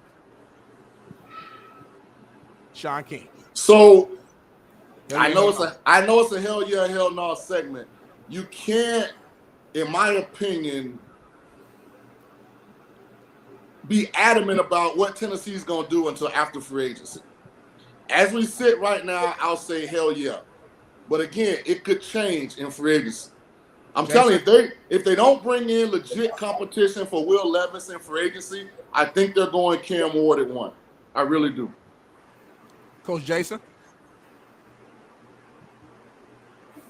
Nobody called me Coach Jason, by the way. This is oxymoron. You don't call it coach and then say his first name. Don't be like Deion Sanders and make up some shit like Coach Prime. Yeah, Prime. Yeah. It's only one Prime, homie. I can see him as the first pick, but like Dr. Jesse Moore said, we got to find out really what's happening. And I think the ROI on this investigation into the injury is going to determine that, to Shaun's point. So I don't think he's number one. I'm gonna say hell no, he's not number one, but I still think he solidified a top 5 pick because they're gonna make sure, especially if he does his own pro day, they'll say, all right, he's still moving around. Now we'll evaluate this hairline fracture. I'm gonna say hell no, not number one. But I think he's worthy of the 1 pick, and with a bad quarterback class, I wouldn't be shocked if he's 1. I'm gonna go hell no. Y'all both ran hella long on that one. All right, here we go. Hell yeah, hell no. Russell Wilson will be QB1 for the Raiders next season. Ooh. Shaun got the look in his eye. You're in Vegas, Shaun. Let us know what's the vibe out there. I'm gonna say hell no, because as great as Tomlin has been, I don't trust him to do the right thing at quarterback. And so I think they're going to bring Russell Wilson back at quarterback in Pittsburgh. And the ceiling for their season next year is going to be the exact same it was this year. What they should do is move on from Russell and try and get a quarterback with a higher ceiling. They won't. And because of that, I think Russell will stay in Pittsburgh. So I'm going to say hell no. He doesn't end up being the starting quarterback for the Raiders. Mr. Brown, your thoughts? Shaun, just to piggyback on your answer, would you take Geno Smith right now over Russell Wilson and Ray? 10 out of 10. Huh? 10 out of 10, absolutely. Really?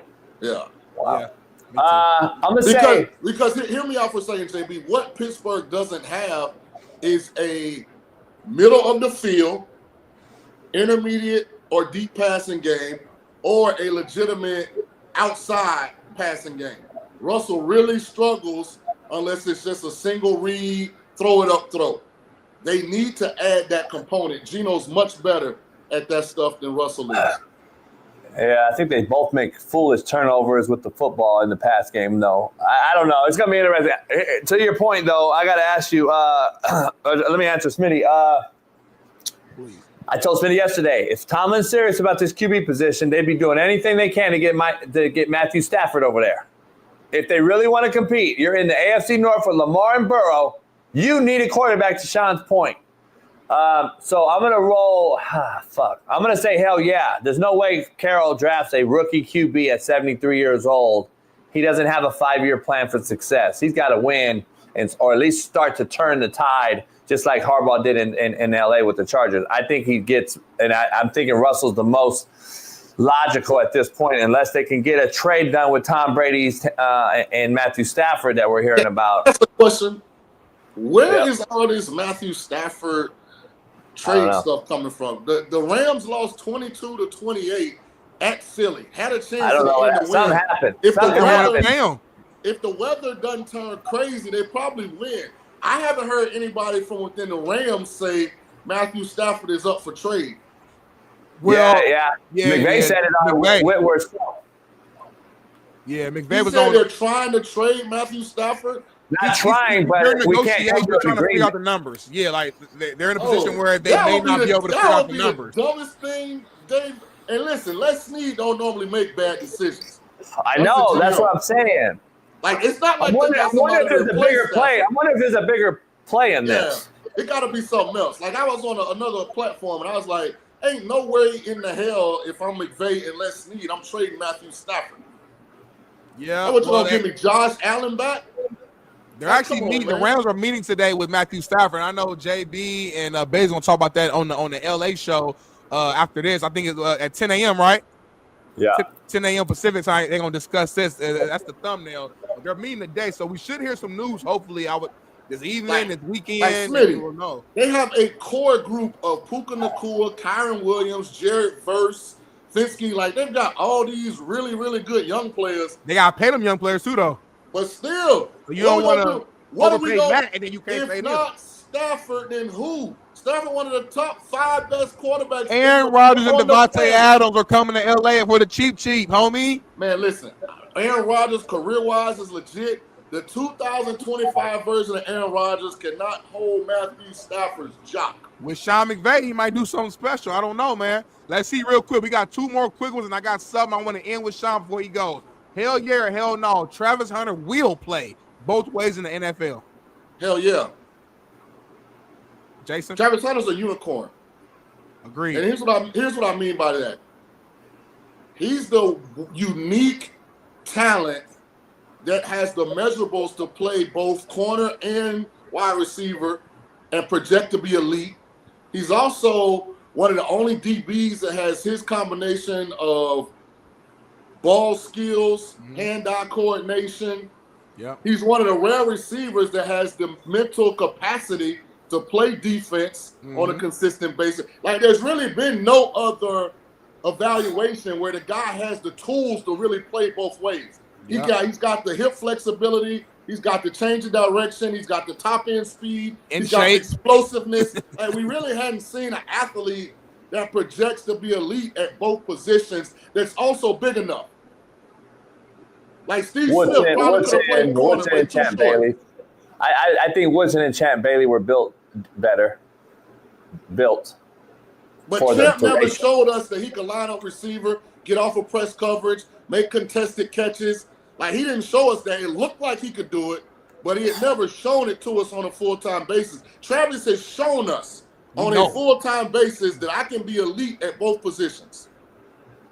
Coach Brown? I think that's what it is. That's what he did. You know what I mean? Like, I don't think other guys tried.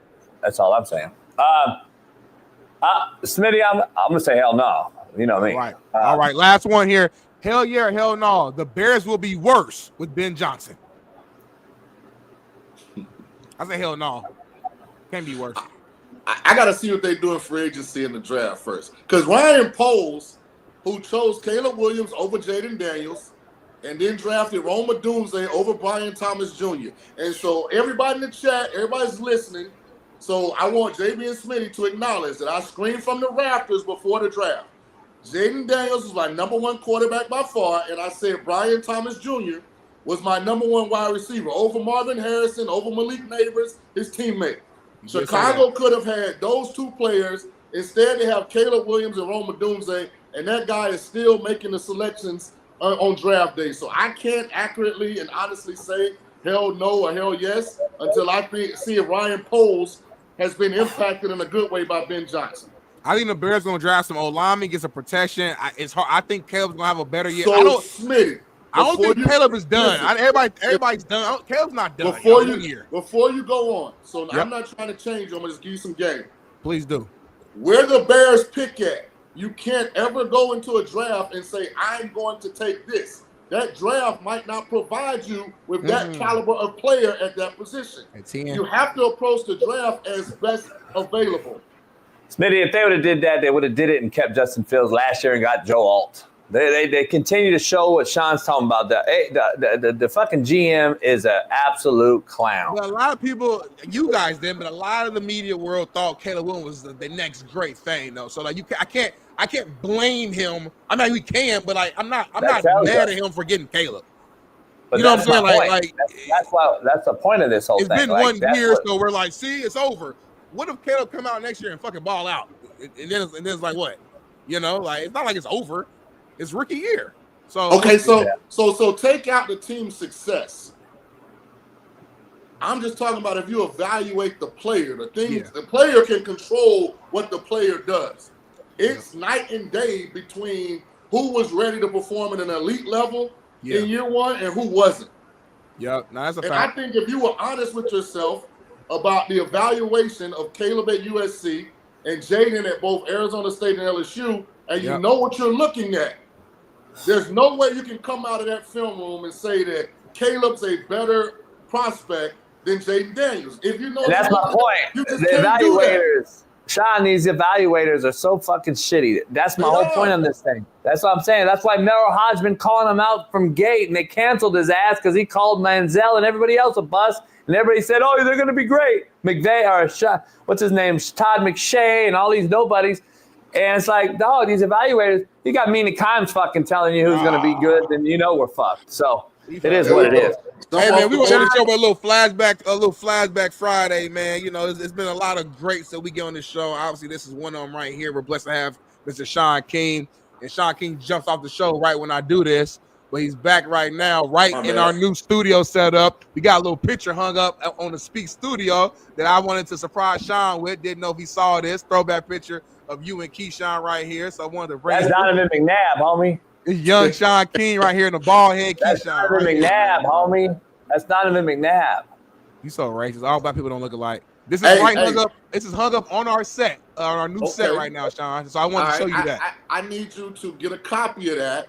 Yeah. And take that into Fox with you today, and tell the ball head guy on the left. Yeah. To get me on so I can rock out. I've mentioned it to him. I've mentioned to him. Trust me, Shaun. I've thrown it at him a couple times. See, Keyshawn's a guy like he's in the celebrity, so you know what I mean. So you know how he talk, right?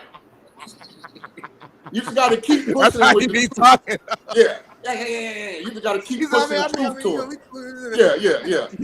He'll come around to it. Big with these right here with the hands and the Right. He'll come around to it. Yeah. Nah, I love it though, man. Hey, no, this was crazy about that, and I think life helps you evolve into who you are currently. Yeah. A lot of people don't realize that was my first year going into the season as a starting quarterback. We had just traded for Keyshawn from the Jets, and we were picked to win the Super Bowl. Damn. Off the bat. That's crazy. Off the bat. We went 10-6. I threw 18 touchdowns, 13 picks. I think I ran for 5, and I got my ass bitched. Damn. So year 2 in the league, year 1 as a full-time starter, we went 10-6, made the playoffs, and it still wasn't good enough. Man, the game don't change. That's why I just like, man, I never ever got a chance to be like a full-time starting quarterback again in the NFL. So that's like that picture, as handsome as I am, now put that picture up again. I mean, because that's a good-looking mofo on the right. You was clean right there. I ain't gonna. You got the earring in. You was clean. Go clean with it. You was clean. I ain't gonna hate on my brother. Yeah, that's also bittersweet for me because good God Almighty, boy, I thought I was gonna be somebody in the league at that point. Hey, man, you still had a hell of a career, man. You still did something that most of the fucking America didn't do. My dream was just put a fucking NFL helmet on and play a preseason game. I couldn't even do that. So you still did. Shout out to my barber, too. Well, look how crisp and clean that edge is. You had the what? I know you had the waves back in the day. I thought you was always bald head. And I didn't know AI. That's like real. Like, just bald head. Same shit as me. Same shit as mine. It's exact same shit. JB, listen, you ain't got no handsome pictures like that, boy. You look like a hoodlum in your young pictures. He was throwing up blood and everything in his old pictures. Yeah, he was different. JB was crazy. He was a fucking nuisance in the community back in the day. See, I'm glad he's grown. He was a thug. Hey, he looked like the guy go to the YMCA and steal the basketball because his team lost. They won't let him run it back. Right. Ain't none of y'all playing no more. Shaun, man, you have a hell of a weekend, man. We appreciate you, man. Hey, man, y'all have a great weekend, man. I missed y'all. Glad to be back, man. See y'all Monday. All right, my guy. Peace out, man. Loaded show, man. It's C-Note Friday. We're going to use these last 3 minutes for y'all to go ahead and send in your C-Notes. Whoever do it will answer your questions the last 3 minutes, and we'll go from there. JB, what you got going on this weekend, man? Big plans? You going to be on the yacht again? What you doing? Nah, shitty weather. Okay, all right. So I'm gonna chill at the house. Netflix and chill. AE come over probably. I'm doing Netflix and chill, but yeah, I'm gonna chill. I don't know. I might barbecue, make some taco. I got this new thing going on, this flat grill, homie. I'm making all kind of shit. I don't know. I might do a whole cooking weekend show. You should do an actual cooking show. That should be your third show. Come help me do it. Huh? Come help me do it, homie. I'll co-host it once a week, every Wednesday. Cooking with JB. Once a week. What are you gonna do? I'll co-host. I'll moderate the whole shit. I'll talk through. I'll read the ingredients. But we got to be in person though, because you got to taste the food I make. No, you'll taste it, homie. No, that's not going to help. I need a fucking gray area thinker to say, hey, I like it or don't like it. You know what I'm saying? Give me all these reasons as to why we can't do it. Let's figure out the ways to do it. That's all I'm saying, homie. I'm a solution-based person. I could drone it over to you live, drone the shit all over, drop it, and then you get the bag and taste it. Now you're coming. Now you're thinking. Now you're thinking We'll macro. We'll do that. C-Note Friday, y'all. We need a C-Note before we leave the show. We're not going to leave until we get a C-Note. We're going to just sit here quietly. So C-Note Friday. One C-Note, we're good to go. Bundy already did it. We need one more. Oh, I did it yesterday. He did it yesterday. He didn't do it on Friday. So C-Note Friday. We're going to stay here quietly until the LA show. So Timothy Reynolds, you're not even green. Why would I answer you? yeah, And you're because not he was green, shitty. we're going to talk to you. You a lame. Yeah, and because he was shitty, just like you. Really, no, it's not a hard fucking answer. Yeah. Look, Mike Money said, nope, I haven't. Hey, we'll see. We're going to be on the Slap Nation show right after this, 10 o'clock, in about 50 minutes. Bailey and I, we're going to discuss all the news. We might have a special guest call in that has straight insight, direct insight with the Rams and the Chargers. We're going to have him join the show possibly, so I wouldn't miss it. Come on over, 10 a.m. Pacific, Slap Nation. Bailey and I are going to break down all things LA.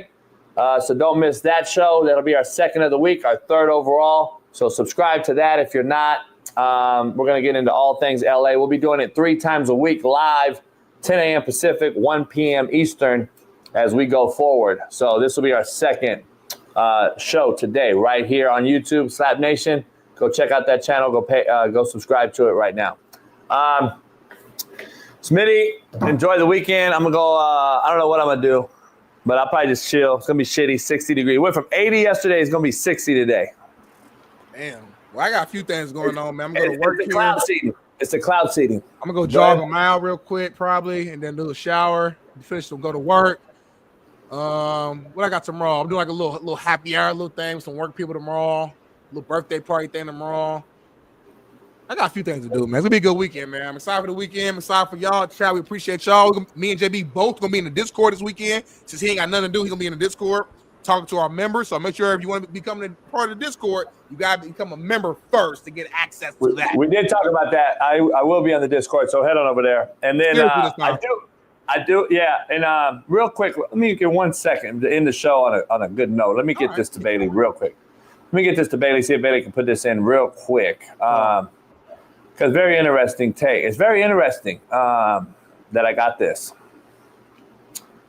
Let me see here. I want to get this to you real quick. I got to find out where it is, though. I got to find out where it is because it's very interesting. This is very interesting news, Smitty, that I think you want to hear as well.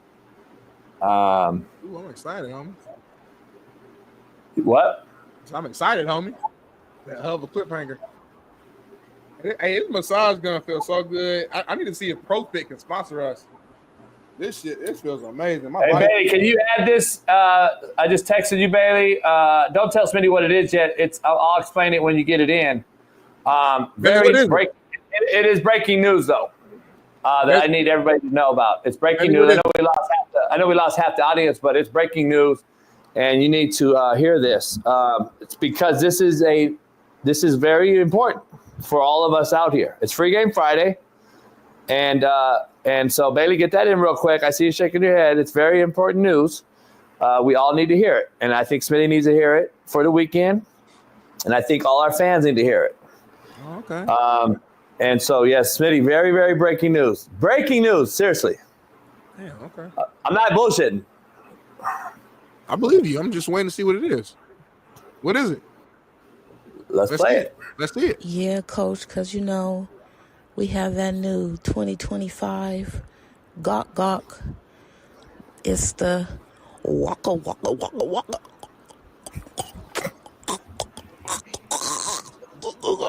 Waka Waka Waka Waka.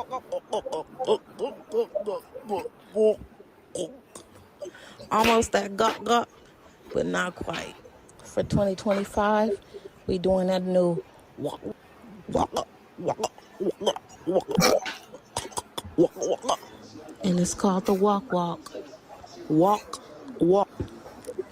And if you can't pronounce it, I'ma spell it, motherfucker. W-O-K, W-O-K. That little baby gawk. You got that walk. Yeah, coach, because I kind of like that shit. The walk way better than the gawk. When she said, I felt it on the jump. The walk, homie. That's the Chinese spot in the hood. W-O-K, W-O. That's walk. Yes, orange chicken, Beijing beef. The walk, homie. Why was she talking so midnight hour type? Yeah, JB. That's what you call the walk. That old shit was the gawk. That's 2024 shit. Now it's 2020. Why'd you notice her voice? Why'd you notice her voice change? What you mean? Why'd you notice how she was talking? I got ears, homie. That's number one thing you noticed. I remember her gawk voice. Her gawk was more laughy, jokey, that's called the gawk 3000. This one was more so hey JB, I'm just calling you right now, leaving a message on your pager and your voicemail. I know you're not home right now, but you'll hear this later. That old shit was the gawk. It's 2025, I'll be 2026. Now we're doing the walk. I can't do the next thing because I'm a straight male. But you heard that in her heart. She was sucking that from her heart. That shit was deep, homie. Shout out to Walk. It's her new name. How long could you manage that situation? If it's been a minute, so just for example, let's say it's been 2 weeks for whatever reason, and I ain't. That's gonna be a quick motherfucking 70 seconds max. Huh? 70 seconds max. A minute 10 max. 70 seconds. Yeah. Whoa. Yeah, whoa. As soon as she did that first walk, I was like, whoa. You good? I'm like, oh, fuck. That'll be our new lead-in every day. So make sure you pay attention. Pound that like, subscribe, become a member.